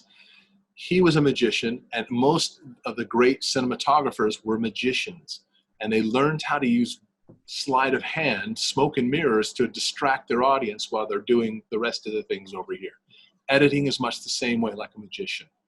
You're using a dog barking, a door shutting, a gate opening, a car engine, you're using a horn honking. You'll use those sounds, and that's where you make your cut like a magician, because you've hidden your cut. And what happens is they're watching your video all the way through, not conscious of any cuts, and you've made interesting shots, so you've managed to hide that really well. The other thing is, when we go from shot to shot, a shot of the coach, a shot of the kids, where these two shots meet, that's called a transition. And so if it just goes from one shot to the next, it's called a straight cut. That's one type of cut. If we overlap them, where one fades in while the other fades out, so we have a bit of a fade as they go in, you've seen those before, that's known as a dissolve. And so you can use a dissolve. I'm not a big fan of using them that often, unless it's a very emotional moving piece, that type of thing, but I always keep them short, very, very short, so it's a quick dissolve, that type of thing. Not a big fan of those. The other thing that you can do with these two shots is you can have one fade to black and the other fade up from black. That's very trendy, and you put a title card in the middle, and that could be very cool. That you saw the fade used in that video we showed at the very start that had 65 million views. So you can use fades, but my point is, when we talk about the types of software that you can get for free, they're going to have all kinds of whiz-bang, spinny, zoomy, weird things, and please don't use any of them in your videos. Don't use any of those in your videos. You can use them for family videos and whatever you want to record on your own, but when you're trying to communicate a professional message, those will call attention to themselves, and they will violate that first principle, which is the best edit is an invisible one. You don't want edits that call attention to themselves. You want edits that support your message, that support what you want to do. And the same thing goes for music. You can use music tastefully. Now, in that video I showed you, they didn't use any music at all, because it was a specific delivery style in that cinematic style. But you can use music underneath. If you're showing shots, it can be a tear-jerking music. It can be upbeat and happy music. But it always is very low-key and very subtle underneath this. You might love the song, but be careful. Make sure it's a legal song that you can use, and you're not using it illegally, but it's one that's free to use in videos. But you might love it, but it's not about that music. It's not about that song. It's about your message. So it's there to support it, to fill in as what they call a music bed underneath someone speaking about what they're doing and how they're impacting things. The other thing is that it's also used kind of to communicate the feel of different shots that you've put together, maybe in a bit of a montage or something like that. Montages are sort of a thing of the past. They're sort of passé, but they can still be used. It's where you put a series of shots together, all together, showing what's being done. But you use transitions wisely and tastefully, music tastefully and wisely as well. And then finally, the last principle are titles.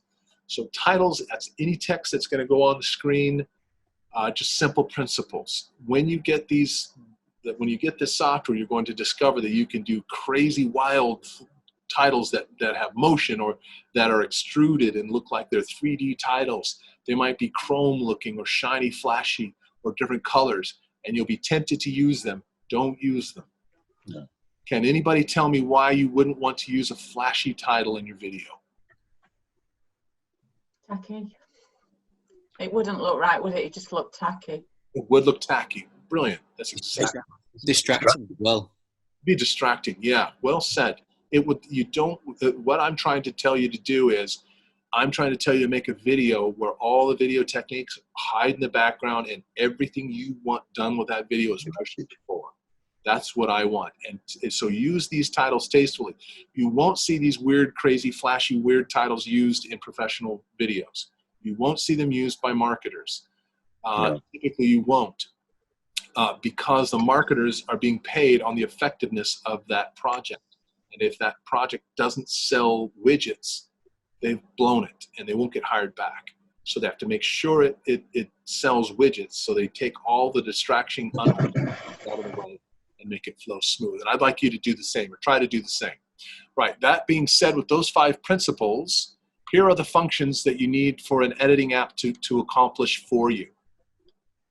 You want it to be able to trim a clip. So to trim a clip means I have a clip here and I'd like to take off the front, or I'd like to take off some of the back here, right? So I want to trim a clip and make it shorter, or whatever that might be. Splicing a clip might be, I want the middle part, but I want to keep the front, I want to keep the first part and the last part, but I want to take the middle part and I want to move it over here, and I want to move a cutaway in here. We'll do this oftentimes when there's an interviewer or somebody being interviewed. We take out the chunk of video of the interview, not the audio, but maybe just the video. We take that out of the way and we splice in a cutaway of kids playing football, right? So we want it to be able to splice clips. We want to be able to add transitions. That is, we want to be able to fade to black if we want to. We want to be able to do a dissolve if we want to. Or if we're just going to go straight cut, it'll help us to be able to do that too. So we want to be able to add transitions and avoid the tacky ones. We'd like to be able to add titles, because if you're interviewing somebody who's an expert in their field, you want a lower third title. John Doe, expert in field. You know, you'd want to put his title, or Jane Doe, her title in there, expert in field. So you will want to do certain things. Or maybe you want to fade to black and bring up a title that's just white on black that says "Get Involved." You know, maybe you want to be tasteful and try different things. You want to be able to add those titles when and where you need them to add. And then you want to be able to edit the audio. That is, if you want to add music in and take the audio out, you need to be able to do that. Get rid of the audio on your cutaway shots, because there was a tractor moving, and all you really want is the shot of a group of volunteers getting together in a circle. You don't want the sound of the tractor, so you want to get rid of that audio, and you want to put music or something else in there. So you want to be able to edit the audio. You also want to be able to add music tastefully and legally, as we mentioned. And then maybe if you want to get super fancy, the 7th thing is color correcting. Color correcting can really save you if you can boost the exposure, boost the contrast, and you can do a few things. You can actually correct a lot of areas where you didn't have enough light, and or maybe if the phone recorded it or it was a very cold bluish light, now you can correct that and warm it up and make it look a little bit warmer and a bit more, give a person a bit more of a tan, if you will. Yeah. The point is that you have those 7 main effects, but you can live without that last one. The first 6 are the main thing. So I've gone through these, but I've broken each one of these down for you, so you can go through each and every one of the principles, the transitions, and adding the titles. And then now let's get to the source of the final source of free editing apps.